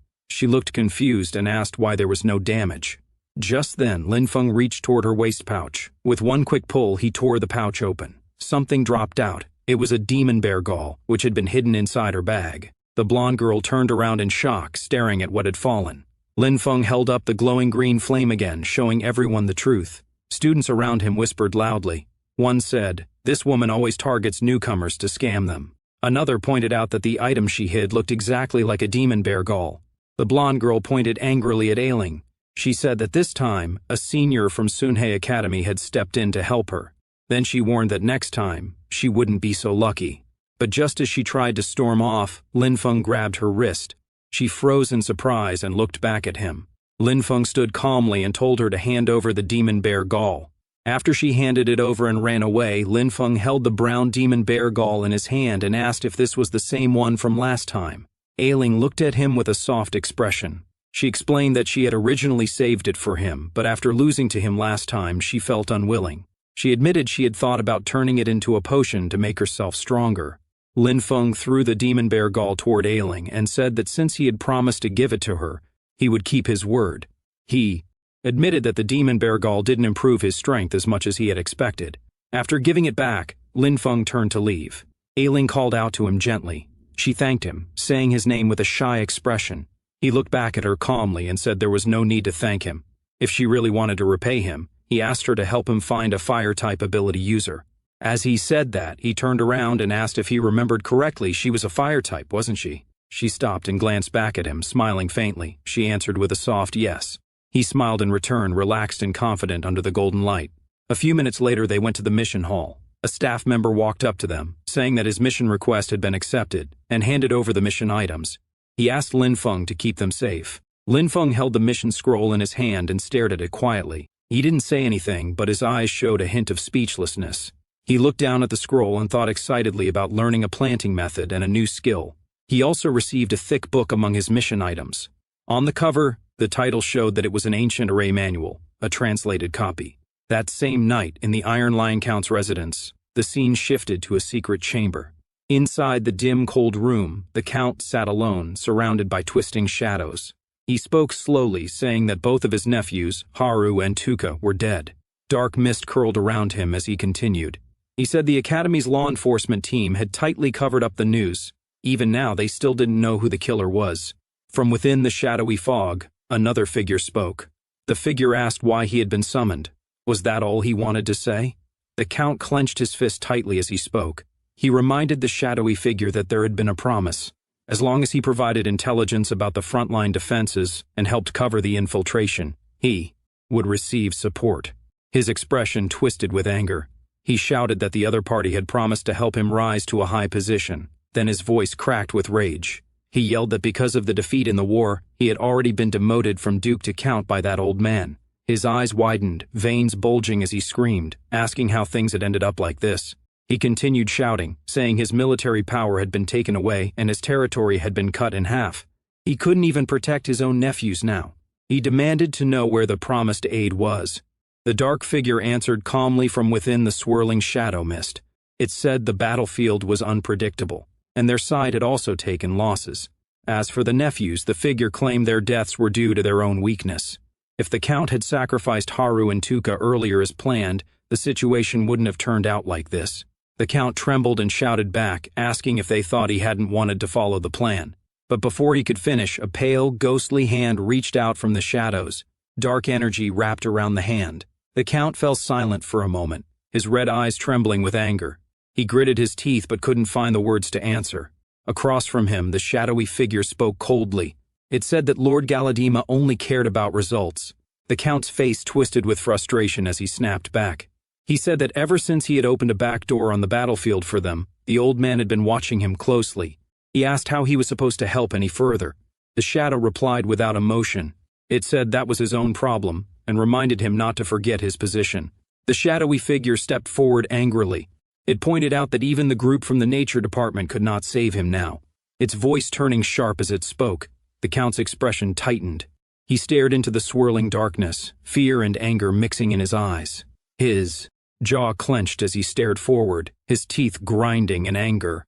Purple shadows drifted around him, showing how tense he had become. Then the shadowy figure stood on the steps, its dark aura spreading wide.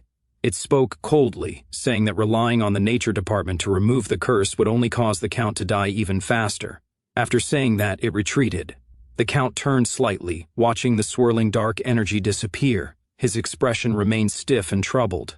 The Count lifted his coat and began walking away, his steps confident as his hair swung behind him. He spoke without looking back. He said they had already set things up in Iron Rock Town, and reminded his men to move the garrison away when the time came. High in the mountains, a long winding road led toward Iron Rock Town.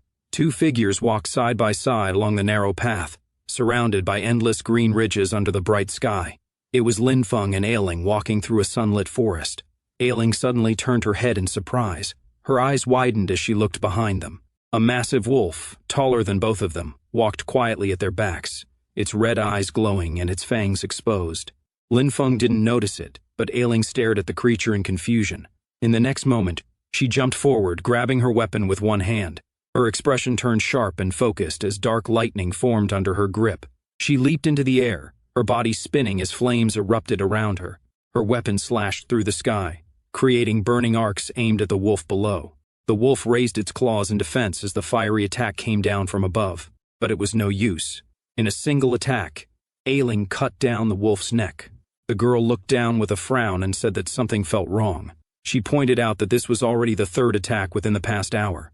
Lin Feng walked up to Ailing and asked her what was wrong. Ailing stepped closer to him, still gripping her weapon behind her.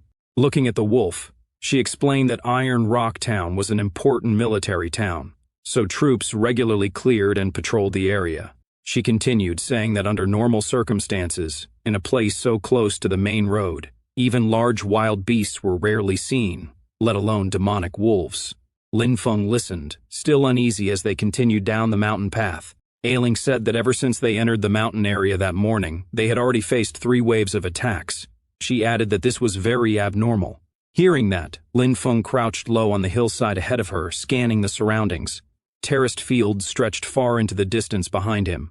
Green energy suddenly flowed around Lin Feng, wrapping the ground in glowing patterns as he used his ability. He leaned forward and stood up slowly after finishing his check, pointing toward the forest. He reported that the surrounding plants hadn't detected any anomalies, but he was still cautious. He told her that regardless of the situation, they should speed up and try to reach the outskirts of Iron Rock Town before dark. The two of them moved quickly through the mountains, their bodies turning into streaks of white light as they shot across the sky. Soon they arrived at the outskirts of Iron Rock Town. Massive white stone structures rose layer by layer, covered in greenery and bright flowers under the clear blue sky. Lin Feng stared at the city in surprise. He asked if the sight before them was the suspended terraced fields. He immediately ran toward the city excitedly, saying that the view was spectacular and that he was ready to learn the planting method. Before he could go any farther, Ailing grabbed the back of his jacket and told him to wait. She stood close to him, staring around with a tense expression. She pointed out that the place was too quiet. Even though Iron Rock Town was an important military town, the two walked through completely empty streets. Ailing told him to prepare for battle and said they should move forward carefully. They ran between the buildings, checking the silent town. As they turned a corner, they suddenly spotted a soldier sitting against a stone pillar with a rifle in his hands. Lin Feng called out to Ailing that someone was there. He stepped closer and placed a hand on the soldier's shoulder, but the soldier didn't react. Lin Feng looked down and told Ailing that the soldier was already dead. They continued around the next corner and saw more bodies lying across the ground. Ailing looked at the scene in shock, saying it made no sense. Iron Rock Town had a garrison of 3,000 soldiers in strong defensive formations. Something like this should have been impossible. While speaking, Ailing suddenly froze, her eyes wide with shock. She pointed toward a room and whispered urgently that the demons were there. Inside, stone-skinned horned demons stood guard beside a stone altar covered in strange runes. Lin Feng narrowed his eyes, watching quietly from behind her. Together, they peeked around the corner and saw more demons gathered around a glowing purple formation. Bones were scattered across the floor as the demons worked on the ritual. Ailing spoke in a serious tone. She said the demons were creating some kind of formation and that they couldn't allow them to finish. She told him she would lure the demons away, giving him the chance to destroy the formation. but Lin Feng rested his hand on her shoulder. He pointed out that the demons were all around level 35 and asked how she planned to lure them away. Ailing stepped forward with a determined look, her expression firm and unshaken as she thought of a plan. Suddenly, purple energy burst out around them. Lin Feng noticed the air crackling with magical power. He grabbed Ailing quickly, pulling her close in one strong motion, and shouted for her to go. Together, they leapt away just as purple blades of energy shot past them. A violent explosion of purple light erupted behind them, sending rocks and debris flying across the room. Lin Feng shielded Ailing with his arm as demon warriors rushed toward them. From inside the ritual area, a demon's voice shouted that someone had intruded, ordering 2 others to go and kill them. One demon jumped forward, glowing purple wings of energy spreading behind him. He aimed his spear at them and roared that they wouldn't escape, that they would die. Lin Feng quickly reached out and grabbed Ailing's arm, pulling her toward him as danger approached. The next second, huge purple blasts rained down from above. Explosions hit the ground around them, sending debris flying everywhere. The 2 of them ran together, narrowly avoiding each strike. Ailing stumbled and looked up in fear. A bright purple beam was coming straight toward her, and she threw her hands up in panic. Lin Feng saw the danger and shouted for her to watch out. He moved instantly, creating a nature energy barrier to block the attack and pulling her close. Ailing looked up at him in shock as another blast hit the ground behind them. Lin Feng stood calmly, looking ahead with a confident expression. Dust floated around him from the earlier explosion. Ailing stared at him with wide eyes, blushing at how heroic he looked in that moment. Suddenly, both of them were thrown into the air by a burst of purple energy. Their bodies spun as rocks and glowing lines shot past them. They landed hard on the sandy ground. Smoke slid across the surface as several spear-wielding demons ran toward them. Ailing pushed herself up and grabbed her dagger, which glowed with a bright green light. She held it tightly, glaring forward, but suddenly the green light disappeared from her weapon. She stared at it in shock. When Lin Feng tried to use his power, green energy gathered around his hand, swirling like a flame before vanishing as well. Lin Feng looked at his hand and spoke calmly. He deduced that the mana in this area couldn't be channeled, likely due to a mana imprisoning effect from the formation. He then took out the item he had received from the principal and pressed it, but nothing happened. Lin Feng was shocked to realize he couldn't even summon heroic spirits. This was bad. A skull-faced demon appeared with a wide grin. It asked if they liked the anti-magic formation, boasting that only demonic energy could be used here. It laughed loudly. More demon soldiers advanced with their weapons drawn while Ailing, and Lin Feng stood facing them. Lin Feng glanced at Ailing and had a quick thought. He knew undead magic didn't follow the normal magic system. However, with Ailing standing right next to him, he knew that using it would expose his secret. He figured their only option was to run. Suddenly, Ailing called out to Lin Feng. She told him she would hold the enemies off so he could escape to the Chongfeng fortress in the east for help. Lin Feng stared at her in surprise and asked what would happen to her. Her hand tightened into a fist as she spoke again, saying that someone had to go back and report the situation. She turned her back slightly and added that she had lost to him in their last match and couldn't let him look down on her again. Raising her weapon with firm eyes, she shouted for him to go. Lin Feng watched her silently, his expression serious. Suddenly he moved behind Ailing and struck the back of her neck. Her eyes widened in shock as the hit landed. Green energy wrapped around her body, her expression freezing in surprise. Her mouth slowly opened as she lost her strength. Yellow, lightning-like lines ran across her body, and she collapsed backward, unconscious.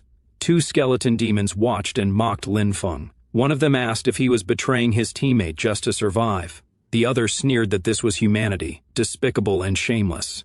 But Lin Feng had caught Ailing before she hit the ground. He held her in his arms, looking down at her sleeping face. He murmured that this way he wouldn't have to worry about her seeing him make a move. Lin Feng looked up at the enemies with a calm smile. One of the skeleton demons shouted at him, asking why he was still laughing when he was about to die. Lin Feng reached into his jacket and pulled something out. Green energy glowed in his hand as he raised the lamp of nature. A horned skeleton demon pointed his spear at Lin Feng, shouting that he was courting death by daring to use the lamp of nature in front of them. Purple flames fell from above like meteor fire. Lin Feng stood with his back to them, holding the green crystal as the bright purple streaks rained down. Just as the waves of purple attacks rushed toward him, a green barrier formed. The energy circled him like a shield, pushing away the smoke and force around his feet. Lin Feng stood calmly inside the green light, holding the glowing lamp of nature. It floated slightly as green flames wrapped around it. The next second, Lin Feng infused his necromancy energy into the artifact, transforming the lamp of nature into the lamp of the undead. Lin Feng held the lamp of undead in his hand. Purple energy glowed inside it as he looked at the demons with a calm smile. Just as he activated the lamp, his necromancer power awakened. Lin Feng's undead, Savis, covered in purple energy, appeared behind him. She stood quietly like a guardian. At the same time, the demon struck. Several huge purple energy blades came crashing toward Lin Feng with explosive force. But something blocked those energy blades with a violent purple explosion, sending debris flying everywhere. It was Lin Feng's undead, Savis, who had blocked the demon's attack and stood firmly in front. While energy swirled around her, the demon looked at the scene in shock. It shouted in disbelief, realizing that these creatures were undead and questioning why they were appearing. Lin Feng looked forward with a calm expression and said that the hunt had begun. Dark energy gathered around him as several powerful undead figures appeared. They stood like a terrifying army surrounding their master. On the ruined streets outside Iron Rock Town, several demon warriors faced Savis. Savis moved first. She swung her scythe, sending a huge wave of purple energy crashing forward. The attack slammed into the demon warriors with explosive force. The purple blast shattered the ground and blew the demons apart, sending bones and debris flying across the ruined street. Just as those demons died, in the middle of the city where the altar was located, a candle representing the demons' lives burned with purple energy. A powerful demon who was raising his arms felt the purple energy explosion. He looked toward the battlefield with empty eyes as he realized something strange. The demon's eyes suddenly glowed red as he spoke in surprise. He wondered how there could be a summoner able to ignore the anti-magic zone. At that moment, a tall demon warrior stepped forward. Purple energy twisted around his body as he moved toward the battlefield. He stated that the summoner himself was not very strong. The undead army was the real problem. He ordered the others to hold off the undead while he dealt with the summoner personally. Purple energy gathered in the demon's hand as he also used summon magic. Several demon soldiers appeared and raised their weapons. With powerful force, they jumped into the battlefield, rushing forward with shields and swords to block Lin Feng's undead army. The tall demon looked at Lin Feng's undead and calmly explained that summoners could be troublesome opponents. However, he believed that once the summoner was killed, all of the summoned creatures would disappear on their own. With that thought in mind, he turned his attention toward Lin Feng. The tall demon mocked him, calling him foolish. With incredible speed, the tall demon moved. Shocked, Lin Feng raised his arm to block the debris flying toward him. The tall demon laughed, saying Lin Feng was practically giving him a free victory. But Lin Feng was not scared. He looked up calmly at the demon charging toward him. Dark purple energy surged through the air as the tall demon gathered power and prepared a devastating attack. He unleashed a technique called Demon Battle Art, Soul-Shattering Fist. Purple energy twisted around his arm as he raised his fist high into the air. With killing intent in his voice, he shouted for Lin Feng to die. The powerful energy rushed toward Lin Feng like a storm, but Lin Feng remained calm. His eyes narrowed slightly as he watched the attack approach. Without panic, he lifted his hand and clenched his fist. Bright green energy suddenly appeared around his arm, forming a glowing blade-like aura. It was nature energy wrapping around his fist as if it were a weapon. Seeing this, the tall demon suddenly paused in surprise. The demon's powerful punch crashed forward, releasing a huge burst of energy. The attack exploded through the air, but Lin Feng was not pushed back. He muttered about his punch, telling the tall demon that his strike carried the strength of 20 years of power. Just as he said that, Lin Feng's green energy fist slammed directly into the demon's attack. The two forces collided violently in midair. Lin Feng stared at the clash and shouted, asking the tall demon if he could really block such a powerful attack. The next instant, a massive explosion erupted where the two attacks met. Blinding light burst outward as the ground shattered and debris flew everywhere. Meanwhile, Lin Feng's undead warriors were proving much stronger than the demon warriors. Under their relentless attacks, the demon's bones cracked apart violently. Lin Feng stood calmly, watching his undead one-sidedly destroy the demon warriors.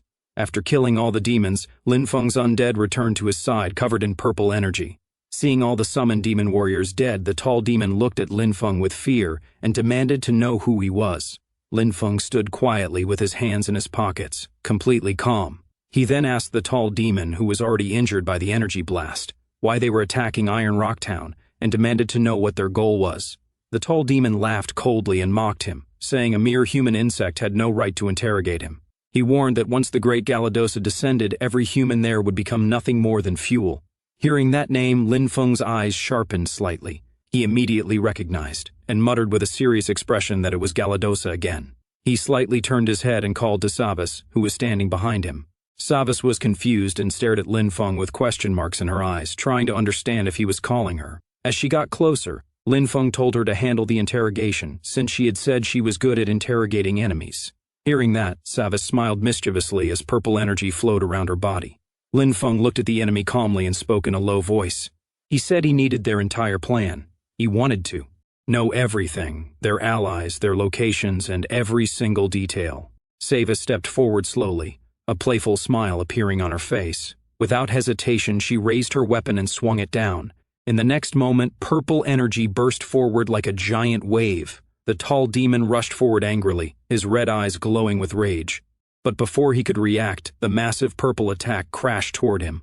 A powerful force slammed into the ground. The stone floor shattered instantly, and huge cracks spread across the area as debris flew everywhere.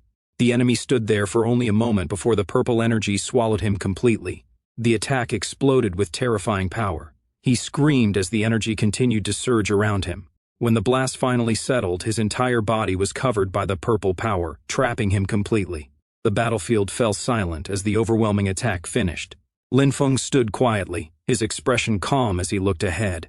Nearby, Ailing lay unconscious on the ground. Without showing any concern, Lin Feng simply glanced at her before turning away. He slowly walked forward, leaving her behind. A faint purple trail of energy followed behind him as he moved. Soon, he arrived at a strange structure in the middle of the area. In front of him stood an ancient altar platform. Above the altar, a glowing magical formation floated in the air. Purple flames burned at the center, while mysterious runes formed a star-shaped array around it. Lin Feng stared at the altar carefully. At the center of the purple flames, something unusual floated in the air. A strange object was sealed inside the burning magical energy. As he observed the altar, Lin Feng quickly sensed something wrong.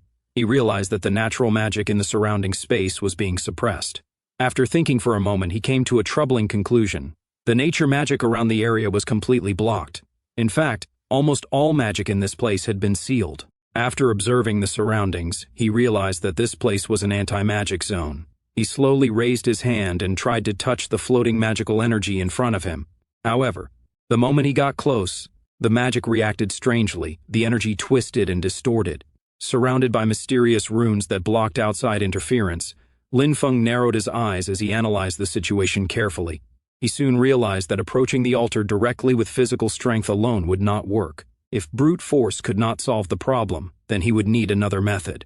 He turned around and called one of his undead warriors standing behind him. The undead warrior stepped forward slowly and walked toward Lin Feng. Its body was covered in black energy, with purple lines spreading across its skin like cracks of power.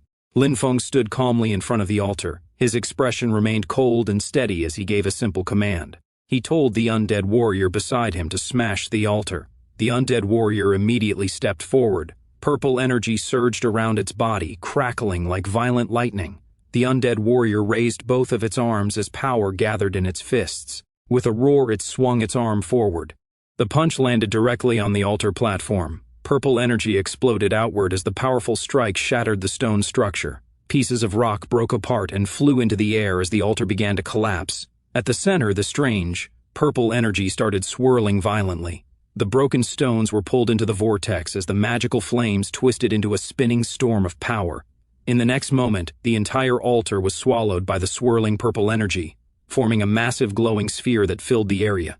But the next second, the purple energy sphere trembled violently for a moment before suddenly dispersing. The dark magical flames slowly faded, leaving the area quiet again. After the altar was destroyed, the surroundings became silent. There was no movement or reaction from anywhere. Lin Feng concluded that there were no signs of life left. The ground was covered with broken stones, scattered demon bones, and old weapons. Demon bodies lay across the floor. Lin Feng stood silently among the ruins. Thinking about the situation, he decided that since nothing else seemed to be happening, he should go back and check on Ailing first. With that thought in mind, he returned to where she lay unconscious. Lin Feng checked Ailing's condition carefully. After examining her injuries, he calmly concluded that aside from some minor internal injuries and a few surface wounds from earlier, she was basically fine. Seeing Lin Feng treating Ailing like that, Savas, standing beside him, looked at him with wide eyes. She was a little unhappy, feeling wronged. Lin Feng noticed her expression and paused for a moment. A drop of sweat appeared on his face as he stared at her in slight confusion. He realized that Savis also had her own feelings. He tried to say something, but before he could speak, he suddenly saw something that changed his expression. His eyes widened as he saw something glowing under Ailing's clothes. Without wasting another second, Linfeng pulled out the thick red book with a golden star on its cover that he had gotten from the mission hall. The moment he opened it, the pages began flipping rapidly on their own. He stared at the book with a serious expression as it floated slightly in front of him. Then, strange magic suddenly appeared. A large red magic circle formed in the air, glowing brightly with complex patterns and symbols. Green energy streams burst out from the circle. Linfeng stepped back in shock as nature energy flowed around it like waves, sparkling as it surrounded the pages. Looking at the strange scene in disbelief, Linfeng realized that the book had activated by itself.